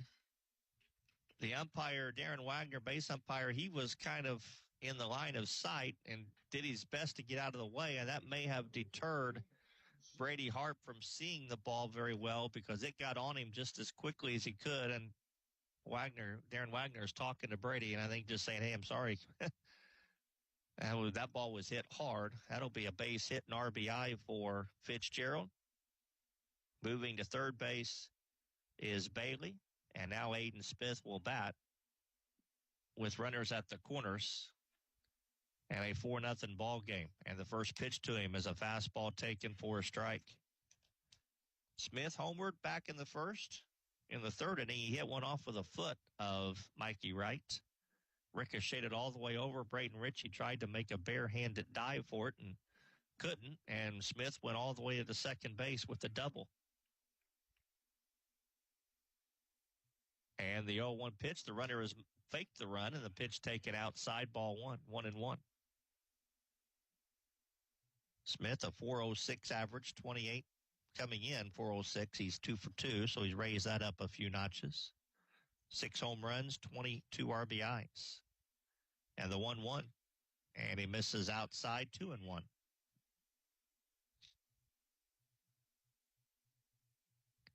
Shelbyville has out hit the Owls 8-2. Lead it 4-0. As Mikey will step off after he can't get on the same page with Tylen. No activity in the Owl bullpen.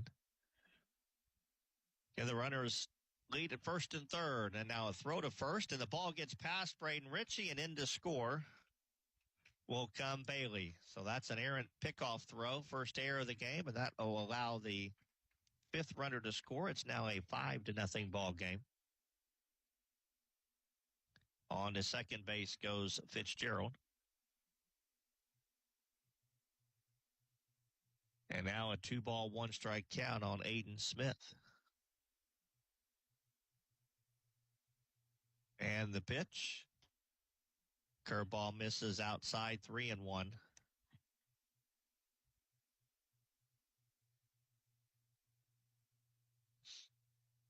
As again, the junior second baseman steps into the batter's box. Mikey gets the sign, checks the runner.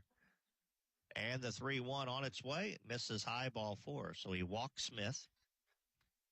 So again, 2 on with 2 outs. And the 8th batter to hit in the inning will be Dalton Jones. And Tyler Nicholson will go out and try to settle his battery mate down here as he has run into little problems here in the 4th inning. And now pitching coach Elvis Hernandez will also go out and join the conversation. 5-0. Kirk, are you a racing fan? Oh. I just got the Jergy is talking to me. Give me a second. Because if Jergy speaks, you listen.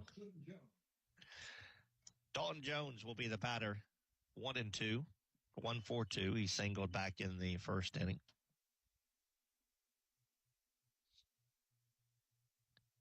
Left-handed hitter.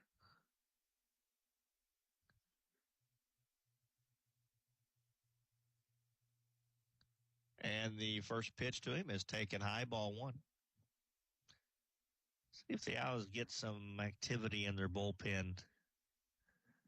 I wouldn't be surprised to see that happen if Jones gets aboard. There go the runners. Pitch is swung on, lined into center field, but it'll hang up long enough for Busby to make the catch, and that'll end the inning. But Shelbyville does damage here in the 4th. They scored 3 times on 3 hits. They leave 2. We go to the 4th. Shelbyville rolling right now. 5-0 Golden Bears. You're listening to Seymour Baseball.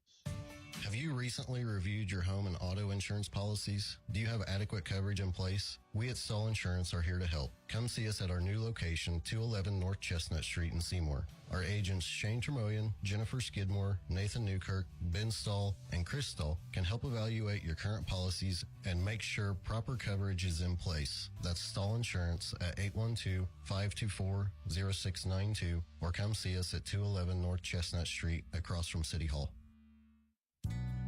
Ready to make a difference in our community and be part of something great? Outreach Ministries of Seymour is a local nonprofit dedicated to meeting our community's needs through the love of Christ. Every second and fourth Saturday, our food trailer provides free meals, clothing, and hygiene items to anyone who wants it. Come join us and experience God's love. Event details can be found on our Facebook page, or you can visit us on our website, outreachseymour.org, for more information.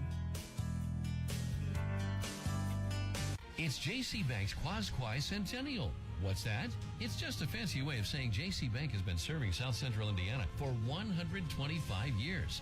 Planning ahead? Explore great CD rates, loan rates, or any of their banking, investments, or trust products. Celebrate 125 years with them at one of their 13 locations or visit jcbank.com.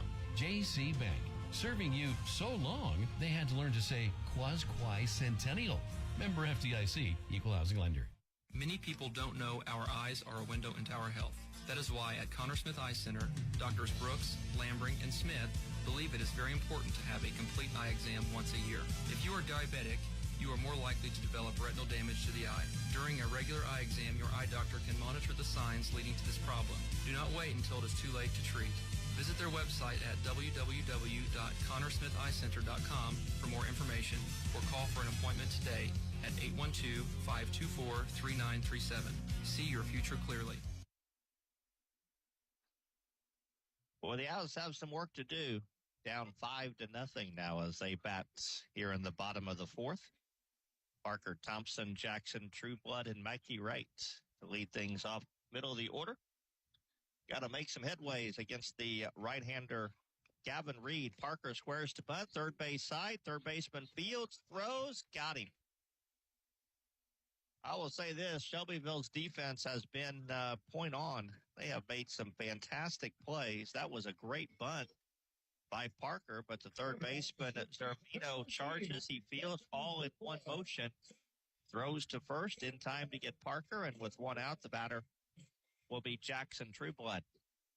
Jackson hit a line drive right at first baseman Dalton Jones, who doubled off Parker at second back in the first inning. And the first pitch to him is taken inside, ball one.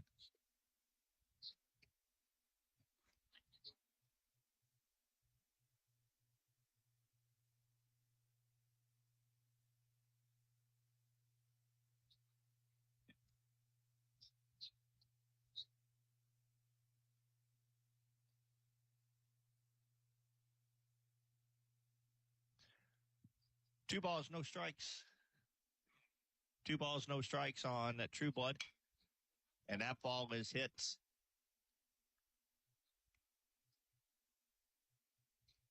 down the right field line, 2-1. Somebody playing their cell phone very loudly. 2-1 the count. There's a ground ball hit to short, fielded there by Prickett. He will throw on to first in time. So 2 up and 2 down here in the fourth inning. And it'll be Mikey Wright to bat. Mikey, a fly ball to right his first time. We're talking about how Shelbyville has made some great plays defensively, 3 or 4 great plays. Even the hit that Seymour had, the infield single by Mac Longmire in the third inning. The shortstop Prickett went deep into the hole, and he on the run towards third base threw a in the air to first. It was just one of those where it was too much of a play, and Longmire beat out for the single, but they have been point on. And now a 1 ball, 1 strike counts on Mikey Wright as Reed looks for a 1-2-3 inning, of which he has accomplished once back in the second inning. Mikey, a fly ball to right his first time as Reed delivers the 2-1, and Mikey hits a high chopper that'll find its way into left field for a base hit. So Mikey, it was a 2-out single. And the batter will be the catcher, Tyler Nicholson. And we're going to have, thought we were going to have a courtesy runner. We do.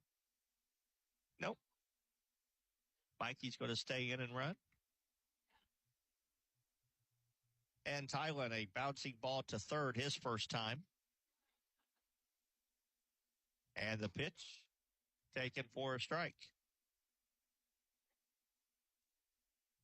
Coach Perry's looking into the dugout and Coach Ritchie was shaking his head, so I don't know what that was about. There's a throw to first, and Mikey is back.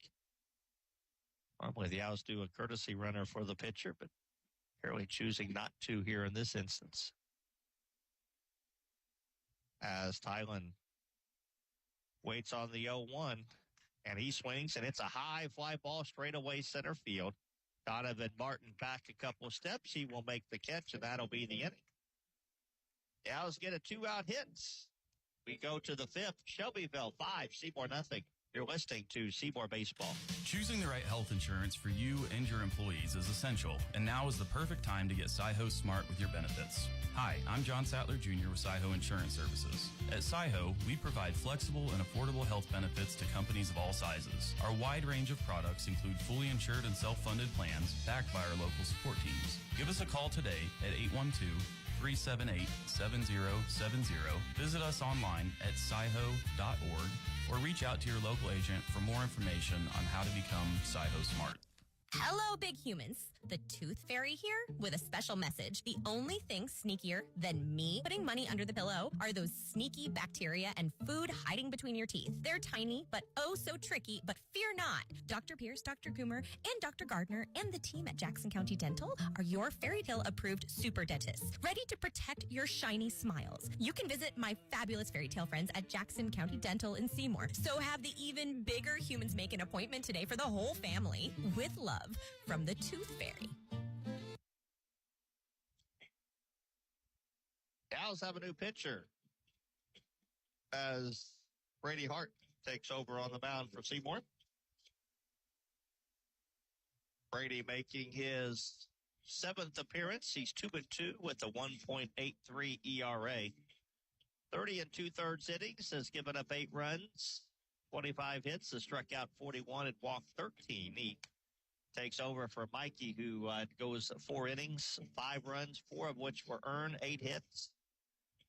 He walked 2 and struck out 5. And Brady will get Gavin Fisher here in the top of the 5th, the only batter who did not hit for Shelbyville in that 3-run 4th inning. He was 0 for 2 on the day as Brady winds and delivers, and it's a curveball swing and a miss, strike 1. Brady's last outing was a complete game, 6-inning affair at Bedford on the 3rd place game last Friday. And the 0-1, another curveball, and again, Fisher swings and misses. And quickly, Harp in front, no balls, 2 strikes. The Owls just rotate players around. Mikey went to first. Braden Ritchie went from first to third, and Trueblood from third to short. So just a little circle of a field event. There's a swing and a miss. Good afternoon. Good morning, good afternoon, good night, Gavin Fisher. And with 1 out, it'll be Gavin Reed, the pitcher, who's 0 for 2. The pitcher, number 6. Gavin Reed.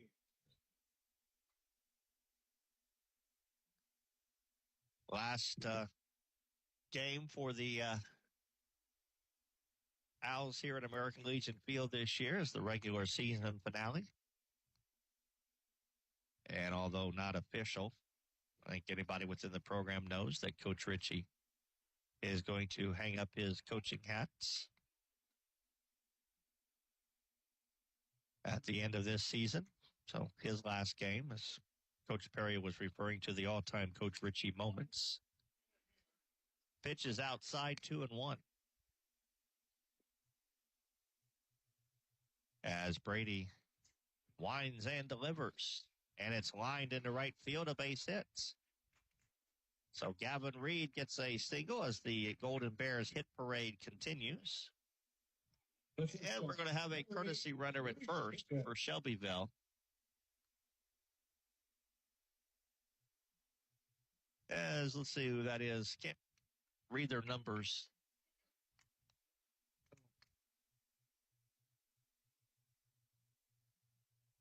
Number 10, but there is no number 10.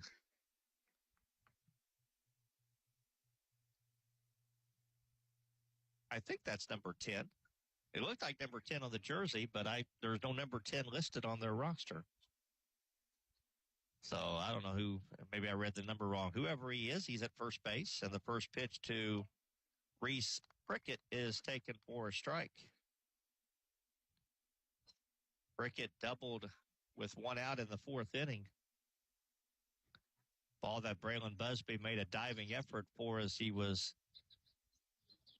coming in, wasn't able to make the catch. It got by him and allowed Prickett to go to second. Here's a flare down the right field line. Ross Pumphrey dives. He can't catch it. On to second base goes Prickett. Around second comes the courtesy runner, and he will end at third base. Now the ball gets away from Jackson, and the runner was rounding third, but tripped on the bag, so he will stay right there. The right fielder, number 27, Braden Smith. And it's a double for second double of the game for Prickett. 10th hit of the game for Shelbyville, and the batter will be the right fielder, Braden Smith.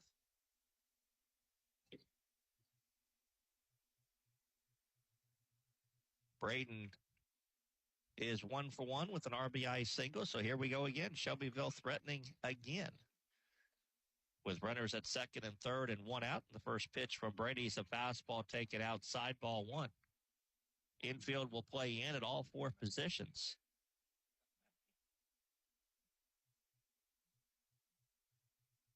And the 1-0. Pitch is taken high, 2 balls and no strikes. We're going to say that's Cooper Reed running at third base. There's a number 10 on JV. So maybe that's him. Pitch is taken on the outside corner, strike 1, 2-1. Black pinstripe jerseys with black numbers, and that tells you exactly how hard it is to read their number.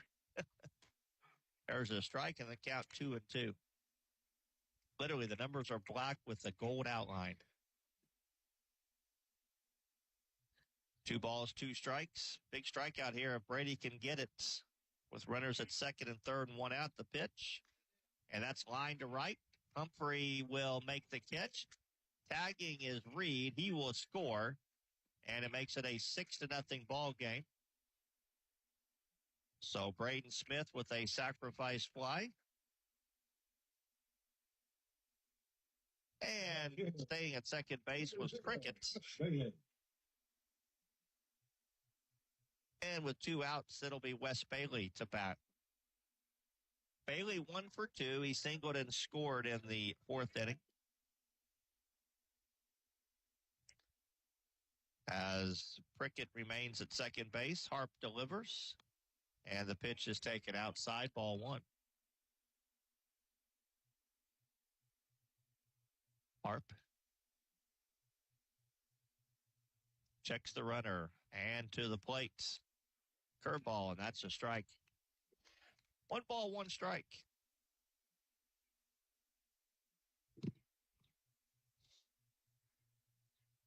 Stretch by Harp. Check of the runner, Prickett, and the 1-1. Swing and a miss. Fastball by him, 1-2.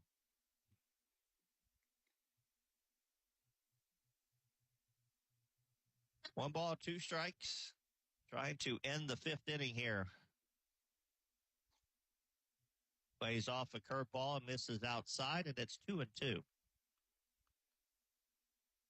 Donovan Martin on deck.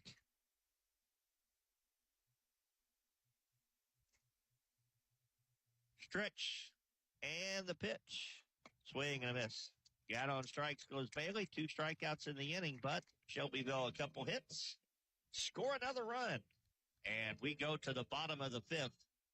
6-0 Shelbyville. You're listening to Seymour Baseball. Graduation is right around the corner, and it's the perfect time to prepare your future college student for financial independence. Even if they're away from home, the People's Bank makes it easy to stay connected. With online banking, TPB Mobile, bill pay, and a debit card, they can manage their money anytime, anywhere, all with a bank they trust. This is Allie with the People's Bank. Your future deserves a strong financial foundation. From student accounts and savings to auto loans and more, we've got you covered. Stop by one of our 4 convenient locations today. The People's Bank, member FDIC, and equal housing lender. Got a new bone or joint injury? Schneck's Orthopedic Walk-In Clinic in Seymour is here to help. No appointment needed. Open Monday through Friday, 8 to 11 a.m. and 1 to 4 p.m. We provide expert orthopedic care for the whole family. New or existing patients are welcome, and our specialists are ready to help with on-site x-ray, casting, and bracing services for fast, same-day answers and care. When the unexpected happens, visit Schneck's Orthopedic Walk-In Clinic to get back on your feet. Visit schneckmed.org for details. When you buy insurance, you are buying more than just a policy. You're buying the service that goes with that policy. I'm Lance Gentry, partner at Beatty Insurance. Since 1863, the staff at Beatty Insurance has been providing unparalleled service to our customers and to our community. We live here, we are active in local organizations that give back, and we love serving you. Beatty Insurance offers business, homeowners, auto, farm, and life insurance. Call Beatty Insurance for a quote today at 812-522-5640 or check out our website at beattyinsurance.com. Beatty Insurance. We are here when you need us. Bottom of the 5th, the Owls being shut out to this point, down 6-0. As Braden Ritchie will lead things off. Braden Ritchie, Braylon Busby, Mac Longmire here in the bottom of the 5th. Braden swings at the first pitch, fouls at first base side. Dalton Jones will give it a look, but it will fall into the stands down the right field line. Braden, a fly ball to right, his first time. As Gavin Reed has been dominant to this point. 4 innings, allowed just 3 hits. Misses high and outside with that fastball. 1 ball, 1 strike. Works from the stretch, even with nobody on. 1-1 pitch is grounded sharply to third.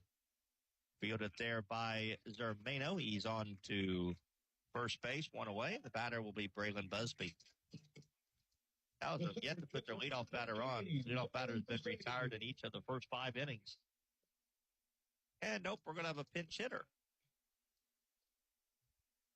And it's going to be number 10, Caden Bishop. Caden Bishop will bat for Busby. Bishop 235, 4 for 17 with a double, 6 RBIs.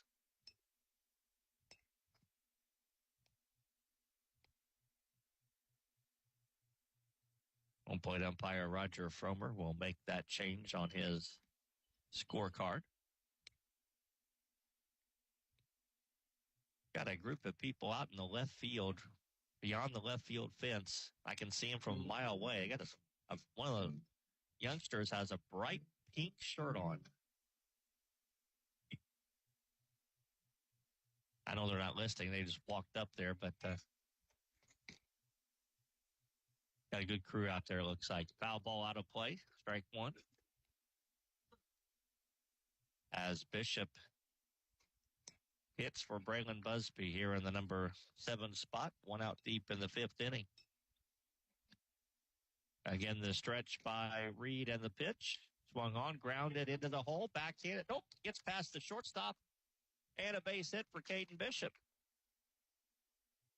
So Caden hits a single, and now the batter will be Mac Longmire, and I believe Braylon Busby will come back in and run. He will.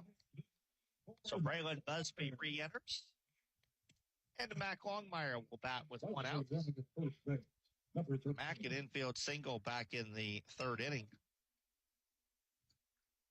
Mac has been swinging a hot bat of late. Of course, I remember, I think it was the Madison game where he, or the Scottsburg game, or one of those games where he, at one point this year, was batting around a 195 mark. He has since raised his average almost 100 points, up to 285 with that infield single in the 3rd inning. Mac has a double, a homer, and 7 RBIs. Home run came against Bedford in the 3rd place game. Gave the Owls a cushion up by a run at the time, put them up by 2. And he looks at a first pitch fastball outside, ball 1. So the Owls can generate some offense here. They have been pretty silent once they get a runner on. Throw to first, and Busby is back. They had Parker at second base with 1 out in the 1st inning. He was then doubled off on a line drive. Longmire got to second in the 3rd inning after the sacrifice, but was left standing there on a fly ball. And he swings at a 1-0 fastball and fouls it out of play. 1 ball, 1 strike.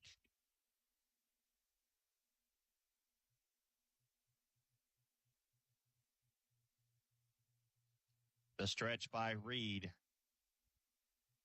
And the pitch. Taken outside. 2-1. Justin Lies has a bat in the on-deck circle. Coach trying to maybe give the seniors a chance to get a chance to bat or play in their last home game. They celebrated senior night early in the season, but this is the final game at American Legion Field for these gentlemen. Curveball in the dirt, gets away from the catcher. All the way back to the 3rd base dugout. Busby around the pitcher. Gavin Reed had to come get the ball. Catcher could not locate it. It ricocheted off the back of the wall, rolled all the way over towards the Shelbyville dugout. Reed had to actually come out and pick up the ball as the catcher could not locate it. But Busby's at second, and it's a 3 ball, 1 strike count on Longmire. So a chance here for the Owls to A little rally going here. Mack a 3-1 count. Good pitch to hit as Reed delivers the 3-1 and Longmire takes strike 2, and that was borderline.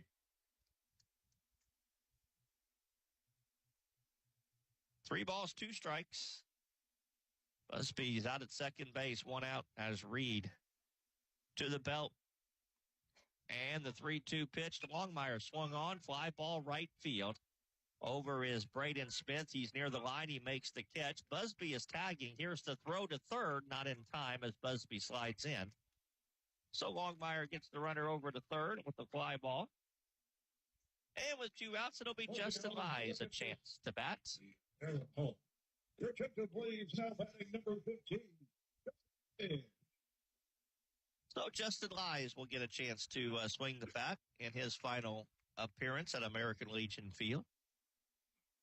And I believe with him and Bishop both pinch hitting, all the seniors an opportunity to either hit or play here in their final game. So that's a nice gesture by Coach Ritchie.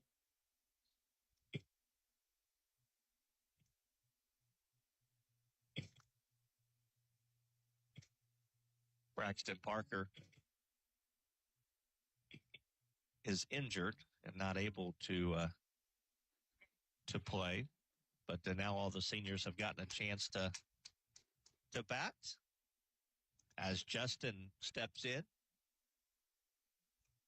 Justin, 571 average in his limited at bats. He has 4 hits and 7 at plate appearances with a double and 5 RBIs. He's made good use of the time he's gotten a chance to hit. But he's down 0-2 as 2 curveballs. He's way out in front. And Gavin Reed in front of the count, 0-2. And the pitch, and that's, that didn't miss by much. Every single Shelbyville player had taken a step towards the dugout. I think it caught the umpire by surprise. 1-2. And the pitch. Curveball misses outside, 2-2. It's one of those where Justin, I thought, didn't expect it to be right down the middle and held off, and it maybe fooled the umpire. 2 balls, 2 strikes. The pitch, another slider misses outside, 3-2. So Lyes, after being down 0-2, back to a 3-2 count. Brady Harp waiting on deck as Reed. A quick snap throw to third, and Busby is back. That was a planned pickoff. Third baseman was not holding him on, came in trying to catch Busby napping, but he was back. Now the stretch and the 3-2. High ball 4. So Justin Lyes comes back from an 0-2 deficit. And Aaron Holt will come back in and run for him at first base. So Justin does his job, gets a base on balls, and he's final at bats. And now at the corners for Brady Harp. So a chance for the Owls to dip the plates. Get something going here. 6-0, Shelbyville in front. As Brady's 0 for 2. A fly ball to center, and he popped out his 2 times. See what the Owls do with the runners as Holt running at first. And now there's a fake to third and throw to first. And actually, Dalton Jones made a nice play over there to scoop that ball as it was in the dirt. The check and the pitch. Curveball hit hard, but right at the shortstop. But it took an awkward hop, and it goes off his leg into left field, and that'll be a run. Well, that ball took a wicked hop right at the last minute on shortstop Reese Prickett. And in to score comes Braylon Busby. And the Owls are on the board 6-1. I'm going to give that an air because that ball should have been played. It took a strange hop at a ball that shortstop Prickett still should have made. So with 2 on and 2 out, it's Parker Thompson. So the Owls still alive, and the first pitch is taken outside, ball 1. So Seymour generating a run here with 2 outs. As Reed delivers. And Parker lays off. Good take on a high fastball. 2 balls, no strikes. Gavin Reed trying to finish the deal here. Pitcher or batters count, though, 2-0 on Parker. And the pitch. Had a good cut. Fouled it right back to the screen, 2-1. He was sitting on fastball. He got a fastball, and he was on it. Just right back to the net. 2-1 the count. Holt leads at second. Hart first. And the 2-1. Outside, 3-1. Parker gets on. You bring up Jackson and base hit, couple runs. Make this a little more interesting. There are no 5-run home runs, but you can get a little closer. 3-1 the count. Here's the pitch. And it's taken low. They're loaded now with 2 outs, and that'll draw a mound visit from Shelbyville's pitching coach. Jackson Trueblood will be the batter, but the Owls have a 2-out rally going here.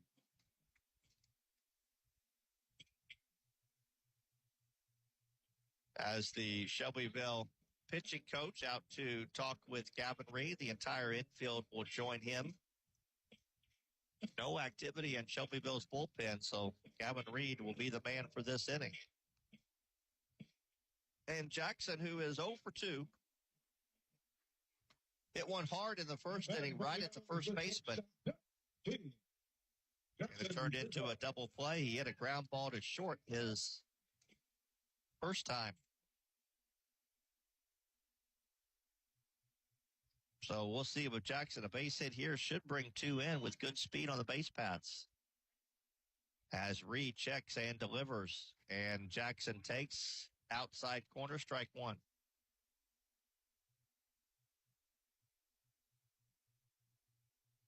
Aaron Holt at third, Brady Harp at second, Parker Thompson at first.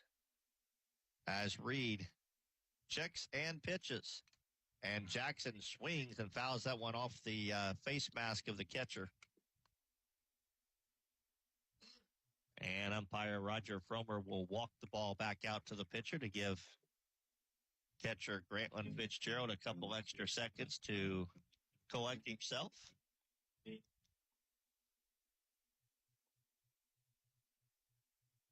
But Gavin Reed is in control of the count. No balls and 2 strikes.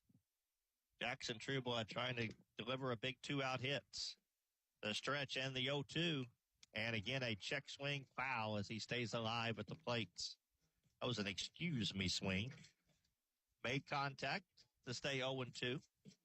Mikey Wright on deck. Hoping to get a chance here in the 5th inning. Owls have scored a run, but a golden opportunity to get back into this ball game. The 0-2 pitch in the dirt. Nice play by the catcher Fitzgerald to scoop that one. He had to slide all the way over into the left-handed batter's box to block it. Aaron Holt was about 2 steps charging already down third base. So big play there by the catcher. 1-2 the count on Jackson. Runners lead at every base. The pitch. Swing and a ground ball to shorts. This time Prickett will field and flip to second covering. And that'll take care of the rally. The Owls get a run, but that's it. And we go to the 6th. 6-1 Shelbyville. You're listening to Seymour Baseball. Royalty Roofing understands the importance of a sturdy roof beyond just aesthetics. As your shield against the elements, a well-maintained roof safeguards your home and business. Royalty Roofing services extend beyond roofing. We also offer gutter and siding installations for comprehensive protection. With our expertise, we handle insurance claims seamlessly and offer flexible financing options, ensuring your peace of mind throughout the entire process. For quality roofing solutions and exceptional service, contact us at Royalty Roofing at 812-523-8392 to protect your property. Bob Pointer Family Dealerships is the #1 pre-owned dealer in South Central Indiana and 17th in the entire state. Hello, this is JB Hackman. Bob Pointer not only sells pre-owned vehicles, we buy them too. Your car is probably worth more than you think. Get a cash offer in under a minute. Head over to bobpointergm.com/radio or stop by the dealership for an appraisal. Bob Pointer Family Dealerships, where we sell and buy pre-owned vehicles. Thanks and have a great day.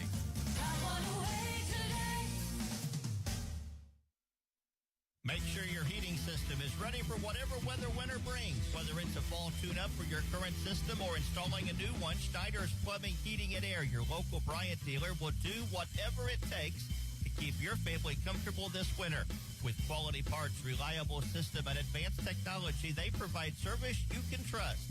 To schedule an appointment, contact Schneider's Plumbing, Heating, and Air. Bryant, whatever it takes. Get your tickets for the Jackson Live and Events Center, jacksonliveandevents.com.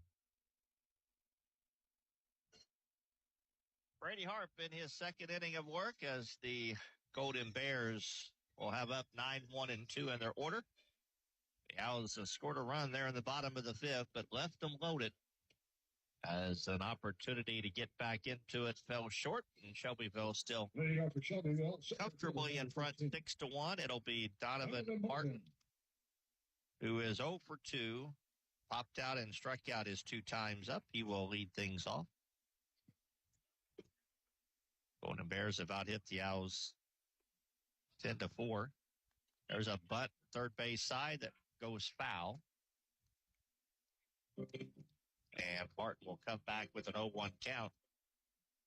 Pretty good bunt, though. He laid that one right down the third base line. And had it been fair, it would have been a base hit, but not to be. Shelbyville will open sectional play on Wednesday against Indianapolis Roncalli.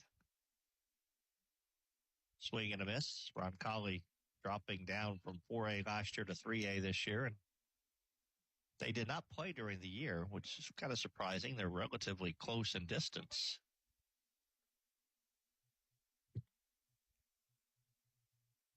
The 0-2. Line drive, one hopper to Jackson Trueblood, who makes the play across the diamond in time to retire Martin. And with one out, it'll be the top of the order, Grantland Fitzgerald. The catcher, number 12, Grantland Fitzgerald. Fitzgerald is 2 for 3. He's been involved in a couple of the runs. He scored in the first on the 2-run homer by Aiden Smith. He drove in a run back in the 4th inning. As Harp delivers, and the first pitch is taken inside, ball 1. Brady is yet to face the top 3 in the order for Shelbyville. So the first time these two are seeing each other, here's a fly ball left side. That'll go out of play and count 1-1. Shelbyville has some activity now in their bullpen.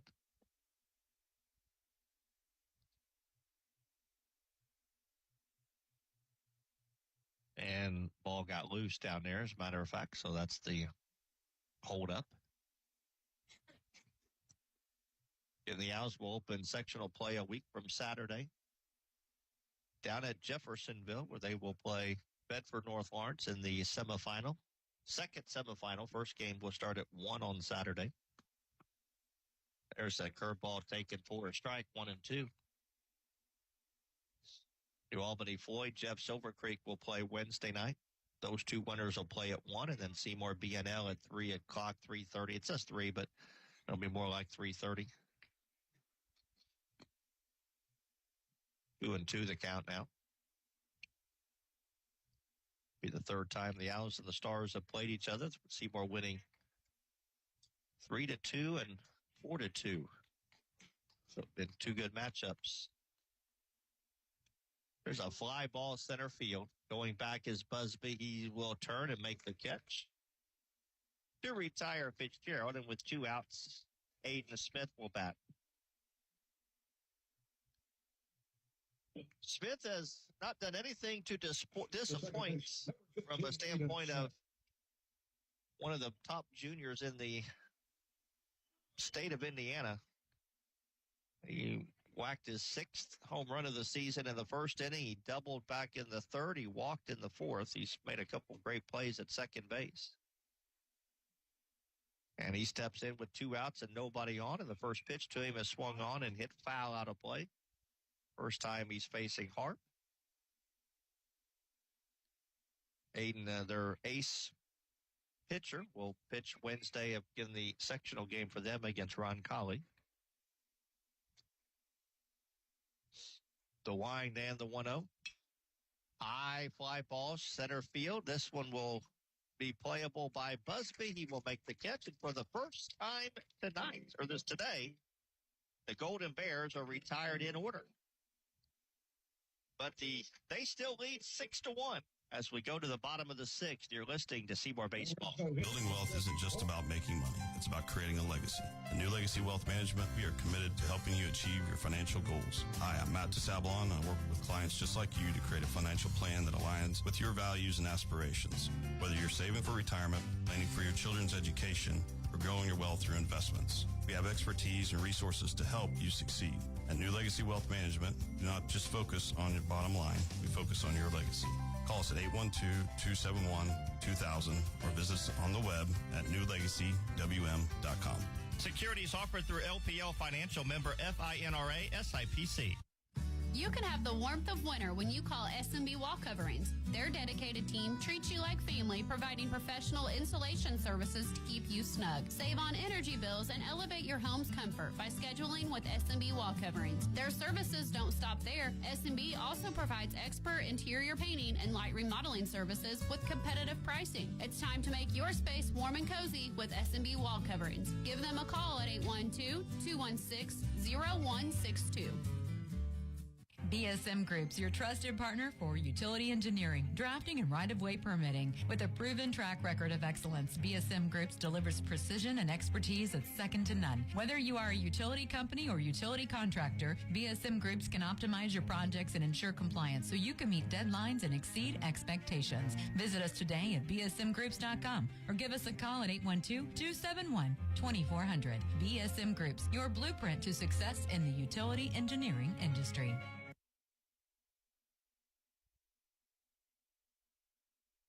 4, 5, and 6 in the order. See if the Owls can get something going. They got a chance back in the 5th inning, scored a run, left the bases loaded. See if we can muster up some offense here in the bottom of the 6th. It'll be Mikey Wright, Tyler Nicholson, and Braden Ritchie. And the first pitch to Mikey is taken inside, ball 1. A base hit for Mikey in the 4th inning, 1 for 2. Could be the final at bat for these 3 guys here on this field. So I know they want to make the best of it. Hopefully it's not, because you would think if the Owls were to come back and win this game, they would have to bat again. So hopefully, in order to do that, they're going to have to generate something here. So 2 balls, 1 strike. The count on Mikey. As Gavin Reed works the 6th inning, and Mikey swings and hits one down the right field line. That'll be dropped in fair territory. That'll be a double, or be a 2-base error, as Mikey Wright ends at second. Right fielder Braden Smith, just as he got to the foul line, ball hit off his glove in fair territory. So that's a 2-base error. Second error of the game on Shelbyville, and see if the Owls can make that one costly. And Tyler Nicholson will bat 0 for 2. Reed Smith had a long way to go, but just as he got to the foul line, he got to it, ball hit off his glove. He was clearly in fair territory. And the first pitch to Tylen's a taken strike. Tylen is 0 for 2. He grounded to third, fly to center.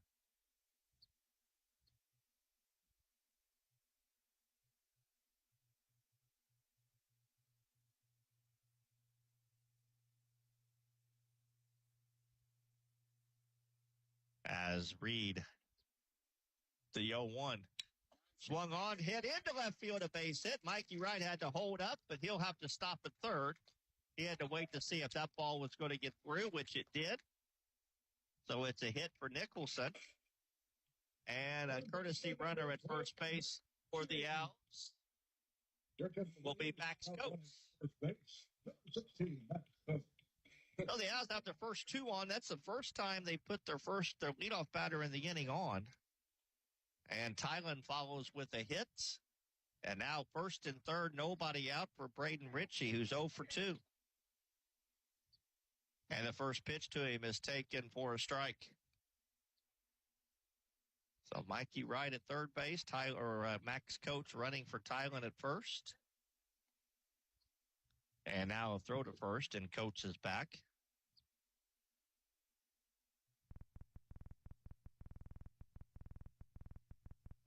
Again, the lead at first base. And the pitch, and Braden hits it hard but foul. Over towards the Seymour dugouts.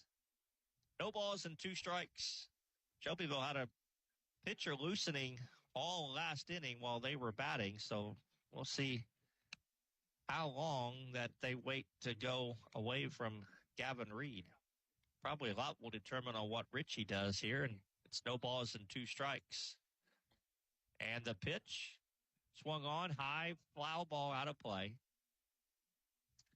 Give the right field line crew. I think Brandon Harp was going to go catch that ball, but it was a little out of his reach. He looked like he was about ready to go sprinting after it. No balls, 2 strikes. The pitch swung on, bounced to third. Third baseman Fields goes to second, but it's off of the glove, and here comes the runner home. He will score, and all hands are safe. It's now a 6-2 ball game. A bouncing ball to third baseman Zermano. He went to second for the force out and threw it in the dirt. Aiden Smith could not scoop it as it hit off his glove, so all hands are safe. And Braylon Busby will bat, so it's 6-2, and the Owls have him at first and second, nobody out. That'll be another error. Another error charge to Zermano on the fielder's choice. Carter Stein will pinch run at first base for Braden Ritchie. And Braylon Busby will bat. Braylon 1 for 2. He singled and scored back in the 5th inning. So, got done with the last inning, and you kind of felt maybe that was the opportunity the Owls had to get back into this. Yeah. They have certainly come alive here in the bottom of the 6th. And it's been benefited by a couple Shelbyville errors, and ironically, it was the Shelbyville defense that was impressive through the first 4 innings, but it has let them down here in the latter 2 innings. So Busby now with 2 on, nobody out. He squares to bunt, does so third base side, pitcher off the field, and he will throw not in time. It's an infield single.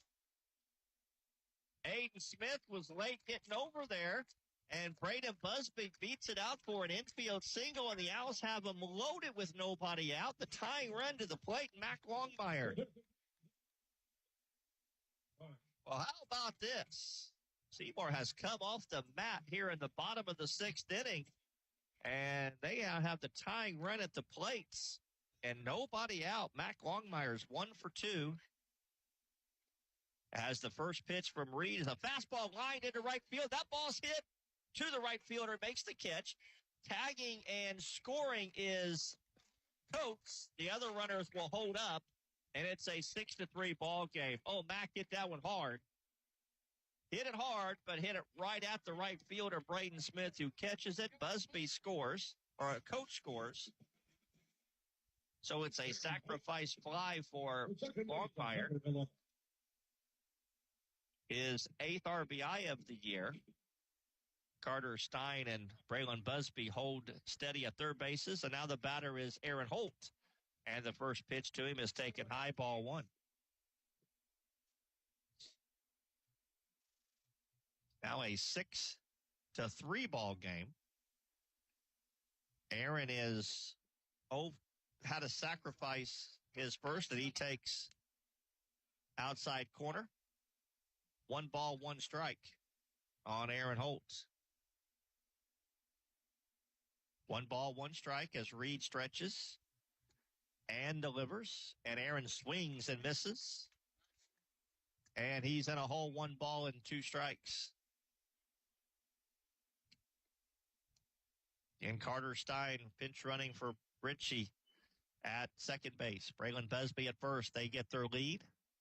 Reed to the belt. Now we'll throw back to second, and Stein is back, trying to catch him napping, but he's able to step back easily. And now back on the Rebel, ready to face the batter, Aaron Holt. 1 ball, 2 strikes. The stretch and the pitch, and it's bounced to third. This is third baseman bobbles, and he's able to recover and step on the bag. That was a tailor-made double play if he fields it cleanly. If he fields that ball cleanly, all he has to do is step on third, and he throws across to retire Holt for a double play. But he gets the out at third on the fielder's choice, but he does keep the inning alive for Brady Hart, who will bat for the 4th time. He's 0 for 3, reached on an error his last time. Had Zermano field that cleanly, that would have been a double play, but as it is, just an out at third. And Brady swings at the first pitch, and he misses at strike 1.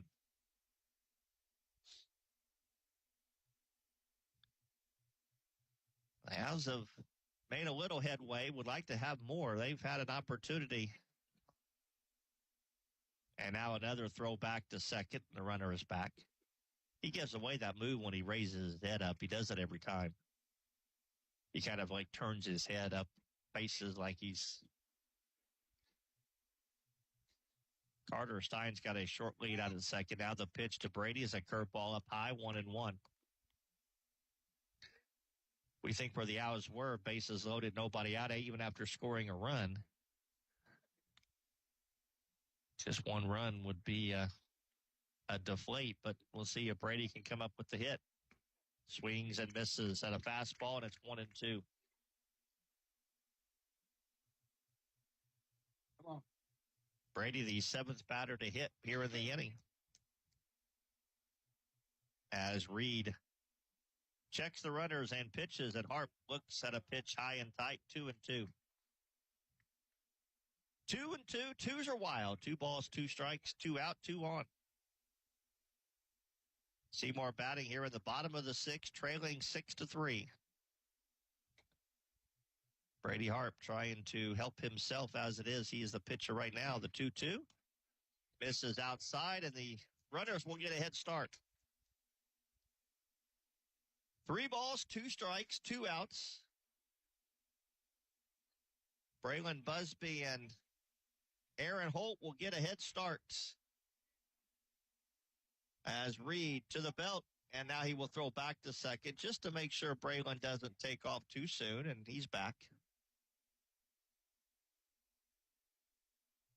So we'll reset and go back to the rubber now as Reed checks him. There they go. The pitch swung on and popped up foul, and we'll do it again.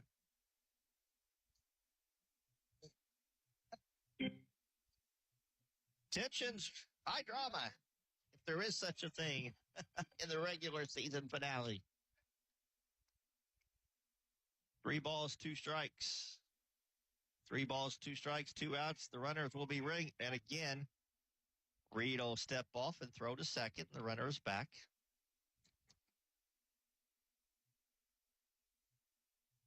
Well, I'd love to see a line drive in the gap somewhere here.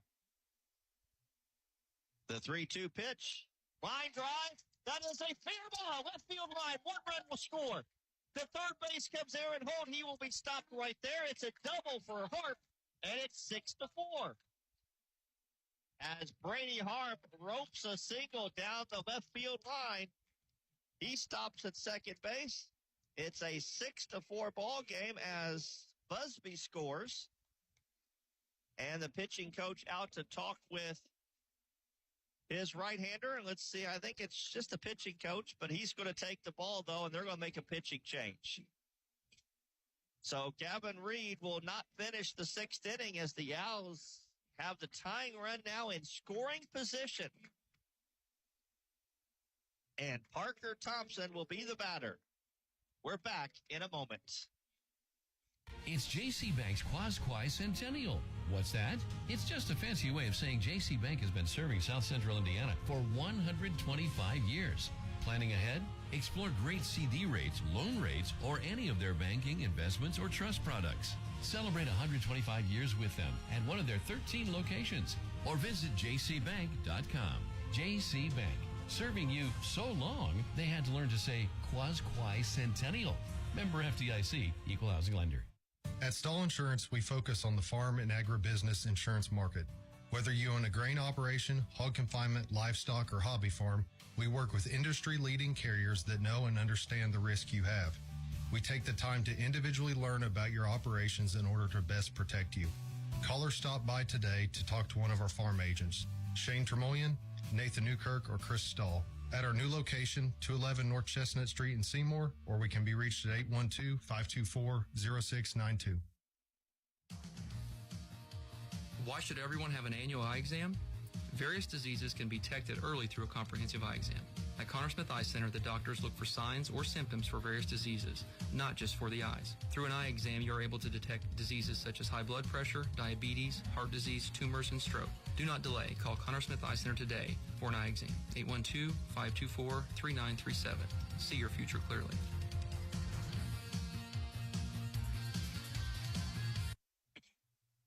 Well, the Owls have taken advantage of some miscues here by Shelbyville. 2 errors in the inning and what would have been a double play to end the inning resulted in just 1 out. And they have battled. Big hit there by Brady Harp, and runners at second and third with 2 outs for Parker Thompson, who is 1 for 2 with a single. He walked last time. Reese Prickett is the new pitcher. He was playing shortstop. And the first pitch to Parker is swung on and fouled right back to the screen, strike 1.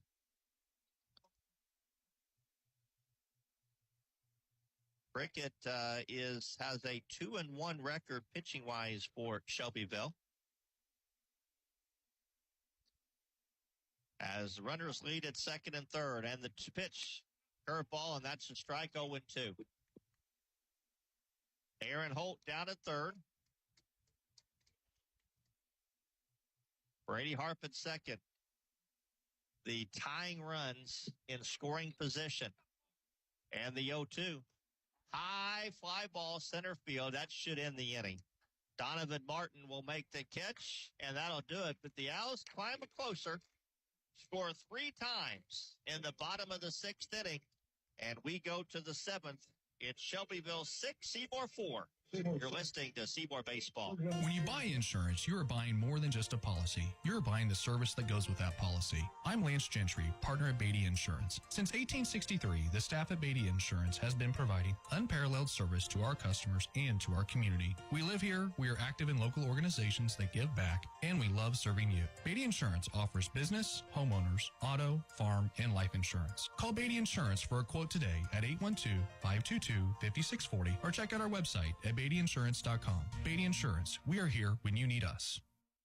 You can have the warmth of winter when you call S&B Wall Coverings. Their dedicated team treats you like family, providing professional insulation services to keep you snug. Save on energy bills and elevate your home's comfort by scheduling with S&B Wall Coverings. Their services don't stop there. S&B also provides expert interior painting and light remodeling services with competitive pricing. It's time to make your space warm and cozy with S&B Wall Coverings. Give them a call at 812-216-0162.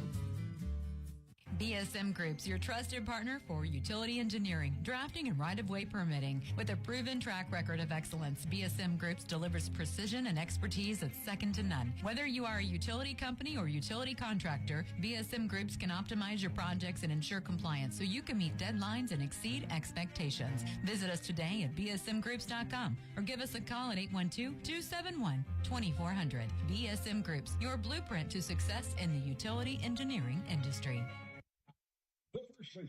Shelbyville bats here in the top of the 7th. It'll be 3, 4, and 5 in their lineup. Dalton Jones, Gavin Fisher, Gavin Reed.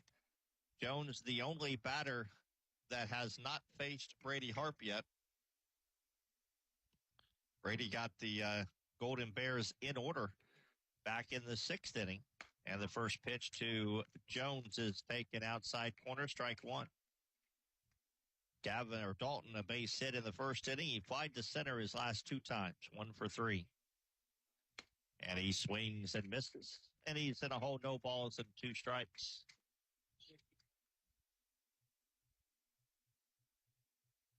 Brady right back on the rubber as he winds and delivers. Swing and a miss. Jones down on strikes. Good morning, good afternoon, good night. That is now 6 in a row retired by Harp, and the batter will be the designated hitter, Gavin Fisher. Fisher 0 for 3 on the day.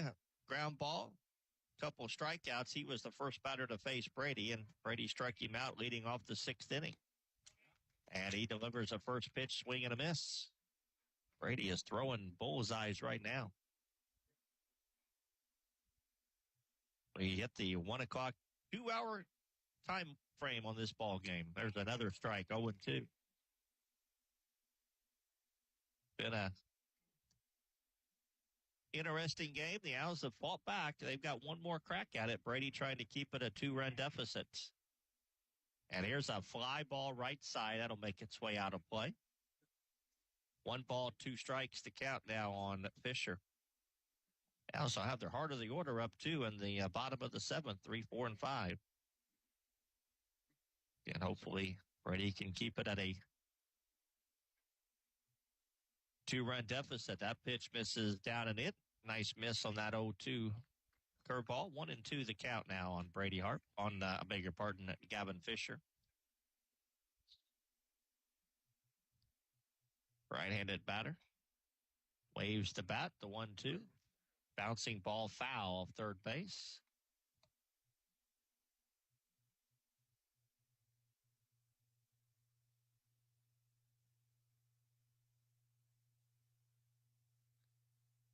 One ball, 2 strikes.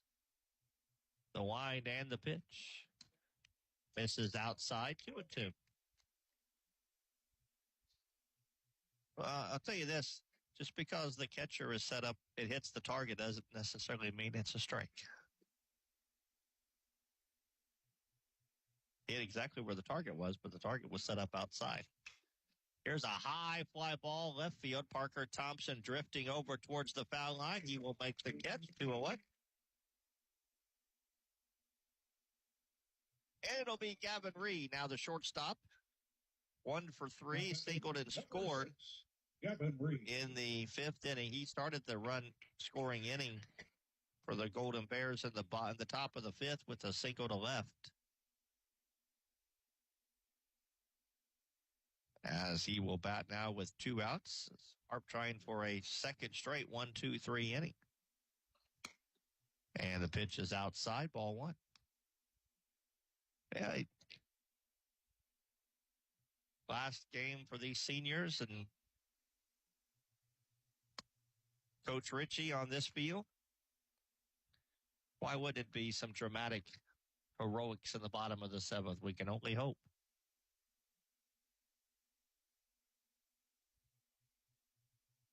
Strike call, 2-1 now on Reed. Giving up the double to Prickett in the 5th inning. He has retired 8 in a row. 7 in a row, trying to make it 8. Misses down low on that pitch, 3-1. We missed by much. 3 balls, 1 strike. Swing and a miss, and the count is full. One more. Brady Harp trying to finish off the Golden Bears in order for the second straight inning. The 3-2 payoff pitch coming as he winds and delivers. And it's swung and fouled out of play, trying to get him with the curveball. And Reed stayed alive by fouling it straight back and out of play. And we'll do it again at 3-2. Again on the rubber, ready to deliver the 3-2. Brady Harp winds, and here it is. And that's hit foul down the right field line. Coach Tim Perry actually has to get up off his bench in the bullpen to go retrieve the ball.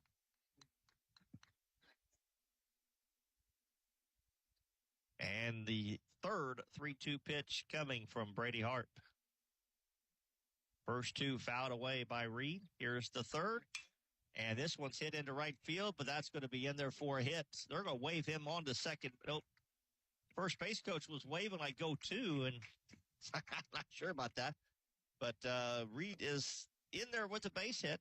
Second hit of the game for him, and the 11th hit of the game for the Golden Bears. Your attention, please. Now running for Shelbyville, number 4, Austin Martzell. And pinch runner, Austin Martzell will be the runner for Gavin Reed. That'll be a pinch runner since he is no longer the pitcher. So Martzell will run, and now Reese Prickett will bat. Reese is 2 for 3. He has doubled twice. Last time was a line drive right down the third baseline. In the fourth inning, he hit one that Braylon Busby tried to dive for and couldn't get to it. It got by him, and he gets a double. And the first pitch from Brady's a fastball taken for a strike.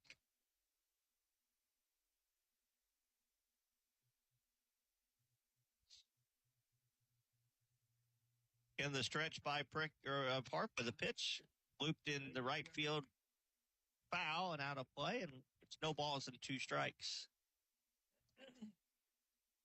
Gonna finish it right here. Waiting on deck, Braden Smith, if he gets a chance to bat. Brady Hart would like to end it right here, right now. The 0-2. Foul to get out of play.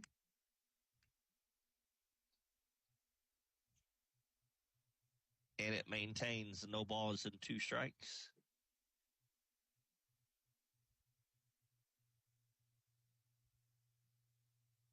The stretch by Brady, the check of the runner, and the pitch again hit foul and off to the right side. And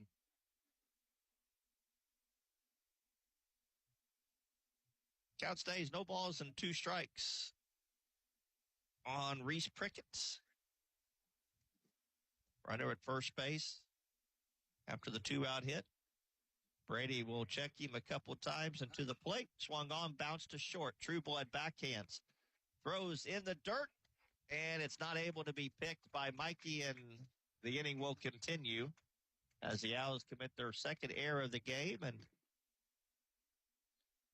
it'll keep the inning alive for right fielder Braden Smith. Let's go. And we'll have a courtesy runner at first base. And that's the infamous number 10, which there is no number 10 on their roster. Whoever number 10 is. Cooper Reed, that's who the JV player is. That's who I'm going to call him. He may not be Cooper Reed, but he is today. At least on the airwaves, he is Cooper Reed. The stretch by Brady and the pitch. Taking low, ball 1. Braden Smith is officially 1 for 1. He walked, singled, and scored, and a sacrifice fly as last time. Runners lead at first and second, and the 1-0 pitch is a swing and a miss. 1 ball, 1 strike.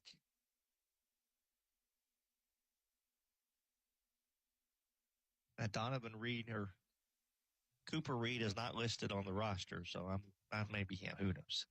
Here's a high fly ball center field. Busby going back. He's on his track. He will catch it. Thought for a moment that it was going to get over him, but the speed of Braylon Busby allowed him to get back and make the catch, and that'll end the inning. So the 2-out threat is over, and the Owls, 1 more chance. Down 2. It's 6-4. You're listening to Seymour Baseball. 6.5. Graduation is right around the corner, and it's the perfect time to prepare your future college student for financial independence. Even if they're away from home, the People's Bank makes it easy to stay connected. With online banking, TPB Mobile, bill pay, and a debit card, they can manage their money anytime, anywhere, all with a bank they trust. This is Allie with the People's Bank. Your future deserves a strong financial foundation. From student accounts and savings to auto loans and more, we've got you covered. Stop by one of our 4 convenient locations today. The People's Bank, member FDIC, and equal housing lender.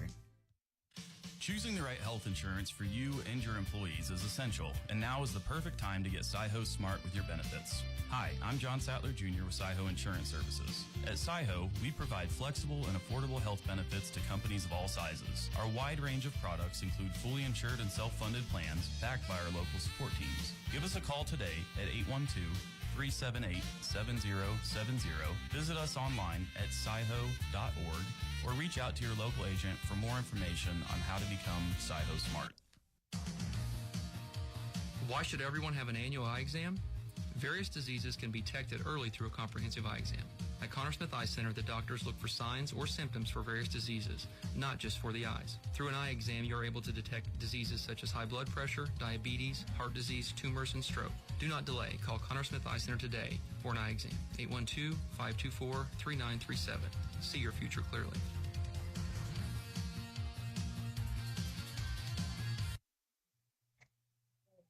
Well, the Owls have been chipping away the last couple innings. It was a 1.6-0 Shelbyville. Seymour scored a run in the fifth inning. Sent 7 batters to the plate, left the bases loaded. Scored 3 in the sixth inning. Left a couple on.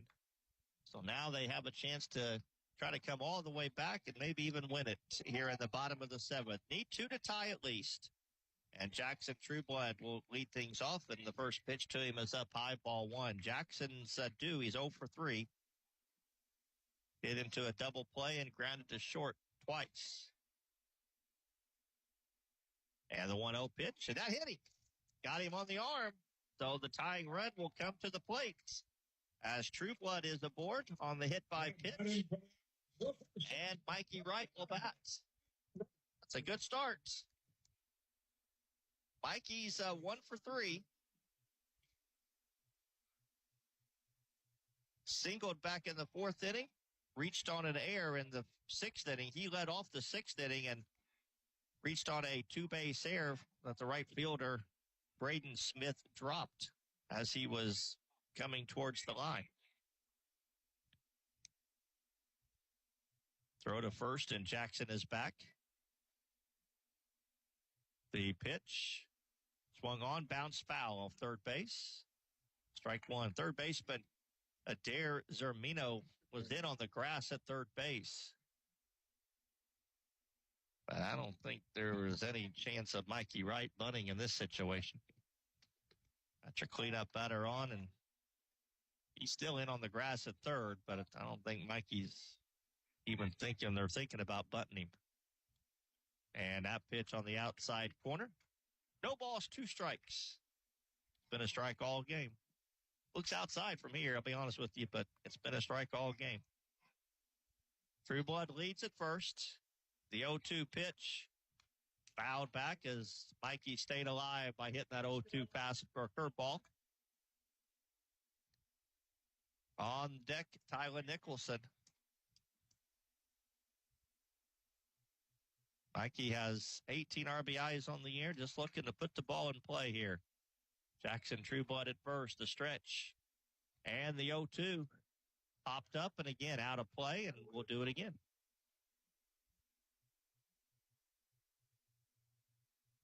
Shelbyville in front 6-4. They were in front 6-0 at one point. Seymour has battled back and have the tying run at the plate with nobody out here in the seventh inning. Jackson Trueblood hit by a pitch to start the inning. No balls, 2 strikes on Mikey Wright. And now a quick throw from Prickett to first, and Jackson's back. Prickett, in his first full inning of work, he came on with runners at second and third in the sixth inning and got Parker to fly out to center. Here's the 0-2. Strike 3 called. Buckley. So Mikey is down on strikes. And with 1 out, it'll be Tyler Nicholson. Now batting for the Owls, the catcher, number 21, Tyler Nicholson. Nicholson's 1 for 3. Singled back in the sixth inning. As Jackson Trueblood at first base now with 1 out. Stretch by Prickett, and the pitch Hit high into the air center field. Center fielder Donovan Martin over will make the catch, and the Owls are down to their final out. And it will be Braden Ritchie. Now got it for the Owls. Ritchie is 0 for 3. Hit into a fielder's choice his last time. It was a ball where he hit the ball right at hit it right at third base, and third baseman threw it low to second base in the dirt to keep the inning alive. And Braden was hit by a pitch.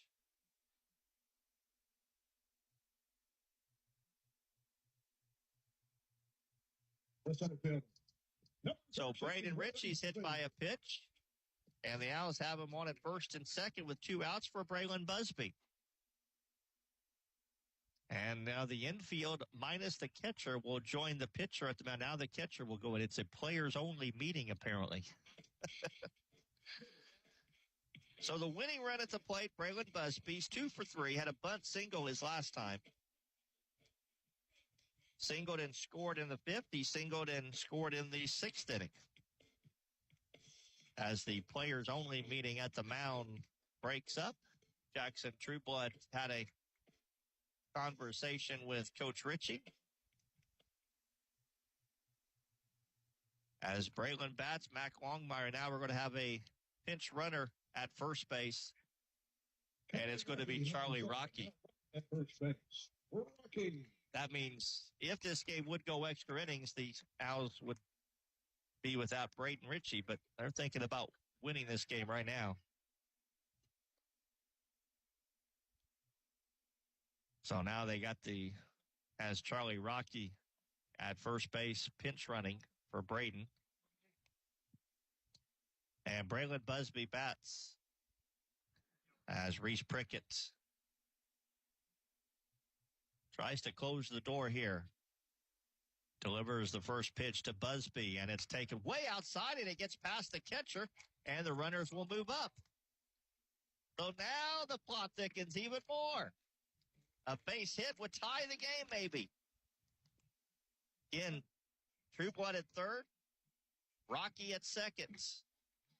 The Owls have left 5 men on the last 2 innings, left them loaded in the 5th, left them on at second and third in the 6th. Braylon Busby, a chance to deliver a big time hit here. The 1-0. Line drive left field, base hit. They're going to wave around Rocky. Nope, now they're going to put the stop sign on. So base hit, 1-run scores. They were waving around Rocky, but finally had to put the stop sign. There was no way Rocky was going to score. And Mac Longmire will bat with 2 outs and runners at the corners. Mac is 1 for 2. He singled in the 3rd inning, a sacrifice fly back in the 5th inning, or 6th inning. So now the tying run 90 feet away as Braylon Busby gets his 3rd hit of the game. As Longmire steps in. And decision by Coach Ritchie to hold Rocky was the right one. There was no way Rocky was going to score. And the first pitch to Longmire is swung on and popped up in the infield. Shortstop makes the catch, and that'll do it. Well, the Owls gave it an effort, but they come up a run short. Final score, Shelbyville 6, Seymour 5. Our postgame show in 2 minutes. Ladies and gentlemen, the Owls in the... Hello, big humans. The Tooth Fairy here with a special message. The only thing sneakier than me putting money under the pillow are those sneaky bacteria and food hiding between your teeth. They're tiny, but oh so tricky, but fear not. Dr. Pierce, Dr. Coomer, and Dr. Gardner and the team at Jackson County Dental are your fairy tale approved super dentists, ready to protect your shiny smiles. You can visit my fabulous fairy tale friends at Jackson County Dental in Seymour. So have the even bigger humans make an appointment today for the whole family. With love from the Tooth Fairy. It's J.C. Bank's Quasquai Centennial. What's that? It's just a fancy way of saying J.C. Bank has been serving South Central Indiana for 125 years. Planning ahead? Explore great CD rates, loan rates, or any of their banking, investments, or trust products. Celebrate 125 years with them at one of their 13 locations or visit jcbank.com. JC Bank, serving you so long, they had to learn to say Quas-Quai Centennial. Member FDIC, Equal Housing Lender. New Legacy understands the importance of securing your future, and we are ready to serve you at either of our locations in Seymour or Scottsburg. Insurance isn't just about protection. It's about providing peace of mind and financial security for you and your loved ones. Whether it's safeguarding your business, home, or health, New Legacy is here to guide you through the process and ensure you have the coverage you need. Don't wait until it's too late to protect what matters most. Call today at 812-271-2000 or visit us to start building a legacy of security. When it comes to insurance, do what you do best and delegate the rest. To us at New Legacy. Got a new bone or joint injury? Schnack's Orthopedic Walk-In Clinic. And back here at American Legion Field, where the Owls fall to the Shelbyville Golden Bears by a final score of 6-5, but not without some late inning dramatics. Came back and had the winning run on base, but they fall. And Coach Alan Perry joins us. And obviously, you know, at this point of the season, you know, moral victories are not anything that you're going to hang your hat on. I guess my first question will be, what was the difference? What did you see as the difference from us from innings 4 on compared to 1 through 3? I think it's just playing the game, being a student of the game, being alert, being ready to go. We started to pick up patterns, tendencies from that pitcher that we've been talking about throughout the lineup. Guys have to pick up on that earlier. It's just about taking at bats even when you're not the person at the plate, sort of thing. Because he was going to fall in love with that slider early, really falling in love with it. And we just didn't have any guys that adjusted to that early enough. And then finally we did, and it was just too little, too late, which seems to be in our losses this year. It seems to be the theme. Well, yeah, we've had games where we have struggled to hit with runners in the scoring position, and we score 5 runs, so it's hard to say that we didn't come up with some big hits. But still, we left runners on. I think 7 runners on in the last 3 innings. Again, seems to be a theme of our season, and it's not something that we're blind to. We know it. We're working on it every single day at practice with our situational hitting, with our drills on the field, our BP, all of that. We are working on it. But when it comes time when the lights are on and you have to perform, we got to have guys that want to be in that moment and that want to step up and get it done. I will say though that we did get some big hits. Obviously, Braylon Busby, a big hit there, and there's going to be question whether coach should have sent Charlie or not. I think he would have been out from here to there had he gone, so I'll just put that on the table right there. But to see Braylon get the hit, to see Brady Harp get the hit, that's certainly positive signs. Looking forward to until next week. It definitely is, and give Braylon a lot of credit. Sure, he's been challenged the last couple weeks to be better in the small ball game, getting bunts down, hitting and running, and he's been much better at that.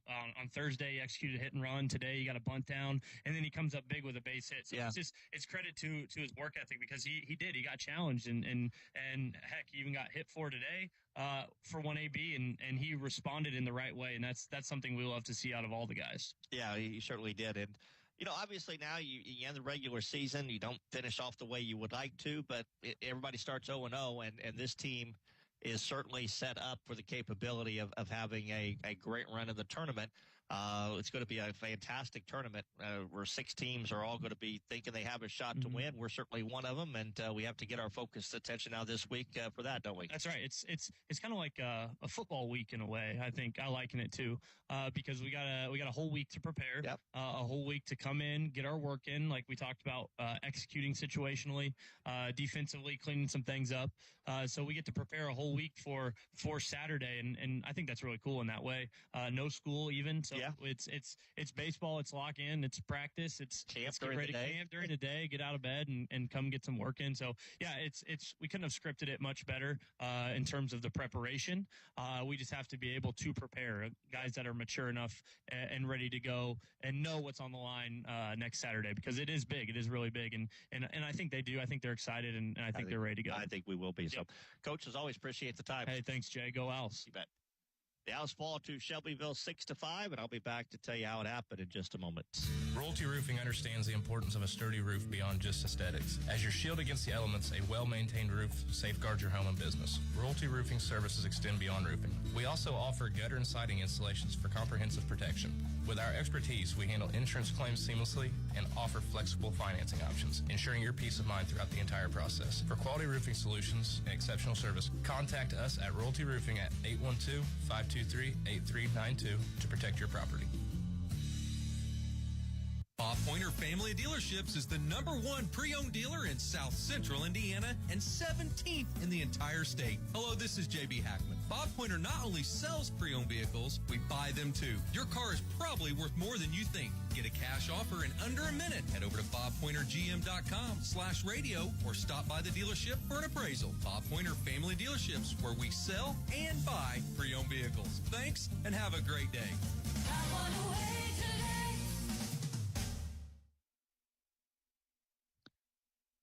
Well, the Owls battled here tonight or this afternoon, falling short. Shelbyville got off to a quick start, a leadoff single by Grantland Fitzgerald, and then Aiden Smith, a University of Kentucky commit, launches an 0-2 pitch over the left field fence to give Shelbyville an early 2-0 lead. It stayed that way until the fourth inning, when really the Golden Bears did their most damage, sending 8 batters to the plate, scoring 3 runs, a big RBI hit. One of the hits was a tough luck single that was hit off shortstop Brady Harp, in case where the base umpire was in the right position where he was supposed to be, and the ball, he kind of jumped to get out of the way of it, maybe distracted Brady a little bit.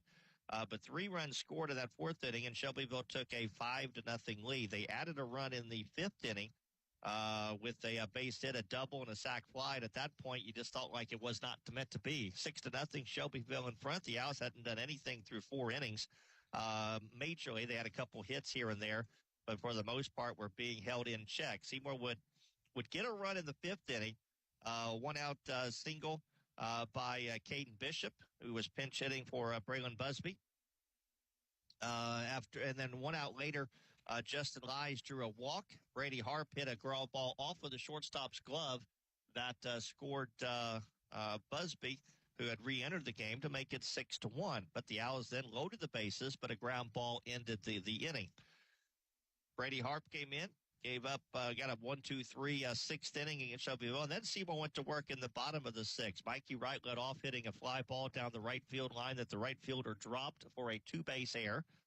Tyler Nicholson then singled into the hole to put runners at first and third. Braden Ritchie hit a ground ball to third that the third baseman dropped through to second, but was a wild throw to second base. All hands were safe. The run scored to make it 6-2. Braylon Busby then came back in and had a bunt single to the third base side to load the bases with nobody out. Mac Longmire hit a fly ball to right to score the courtesy runner, Max Coates, to make it 6-3. 1 out later, and then Aaron Holt hit a ball to third baseman that, had he fielded the ball cleanly, he would have stepped on third, thrown to first for a double play. It should have been an inning double play.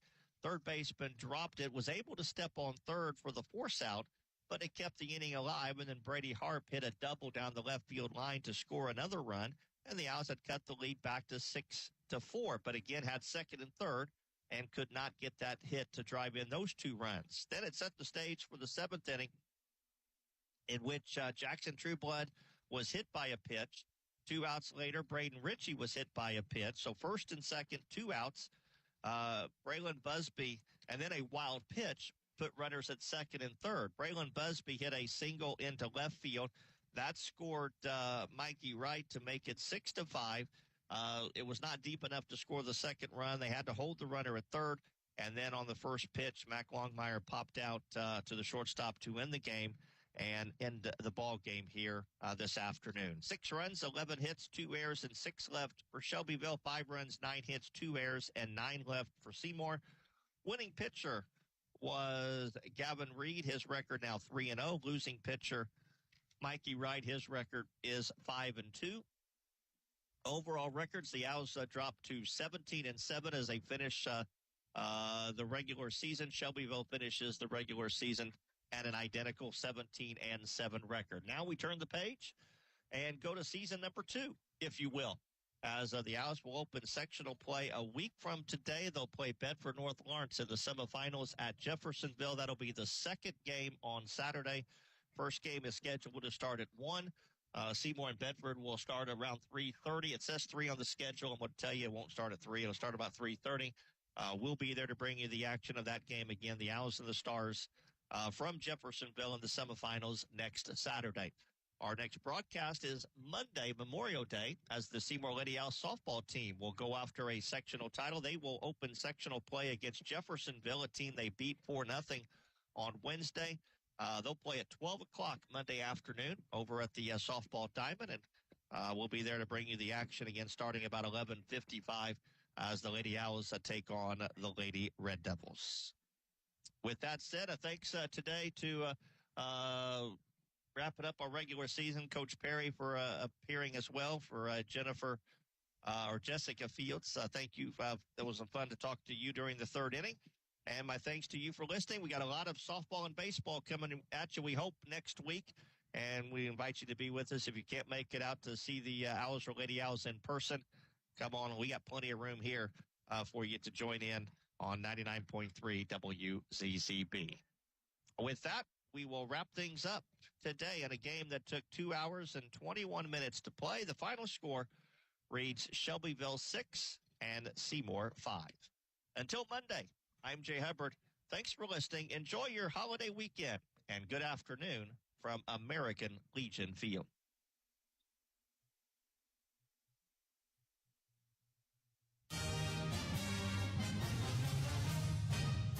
Thank you for listening to Seymour Owls Baseball on 99.3 WZZB. Owls Baseball has been brought to you by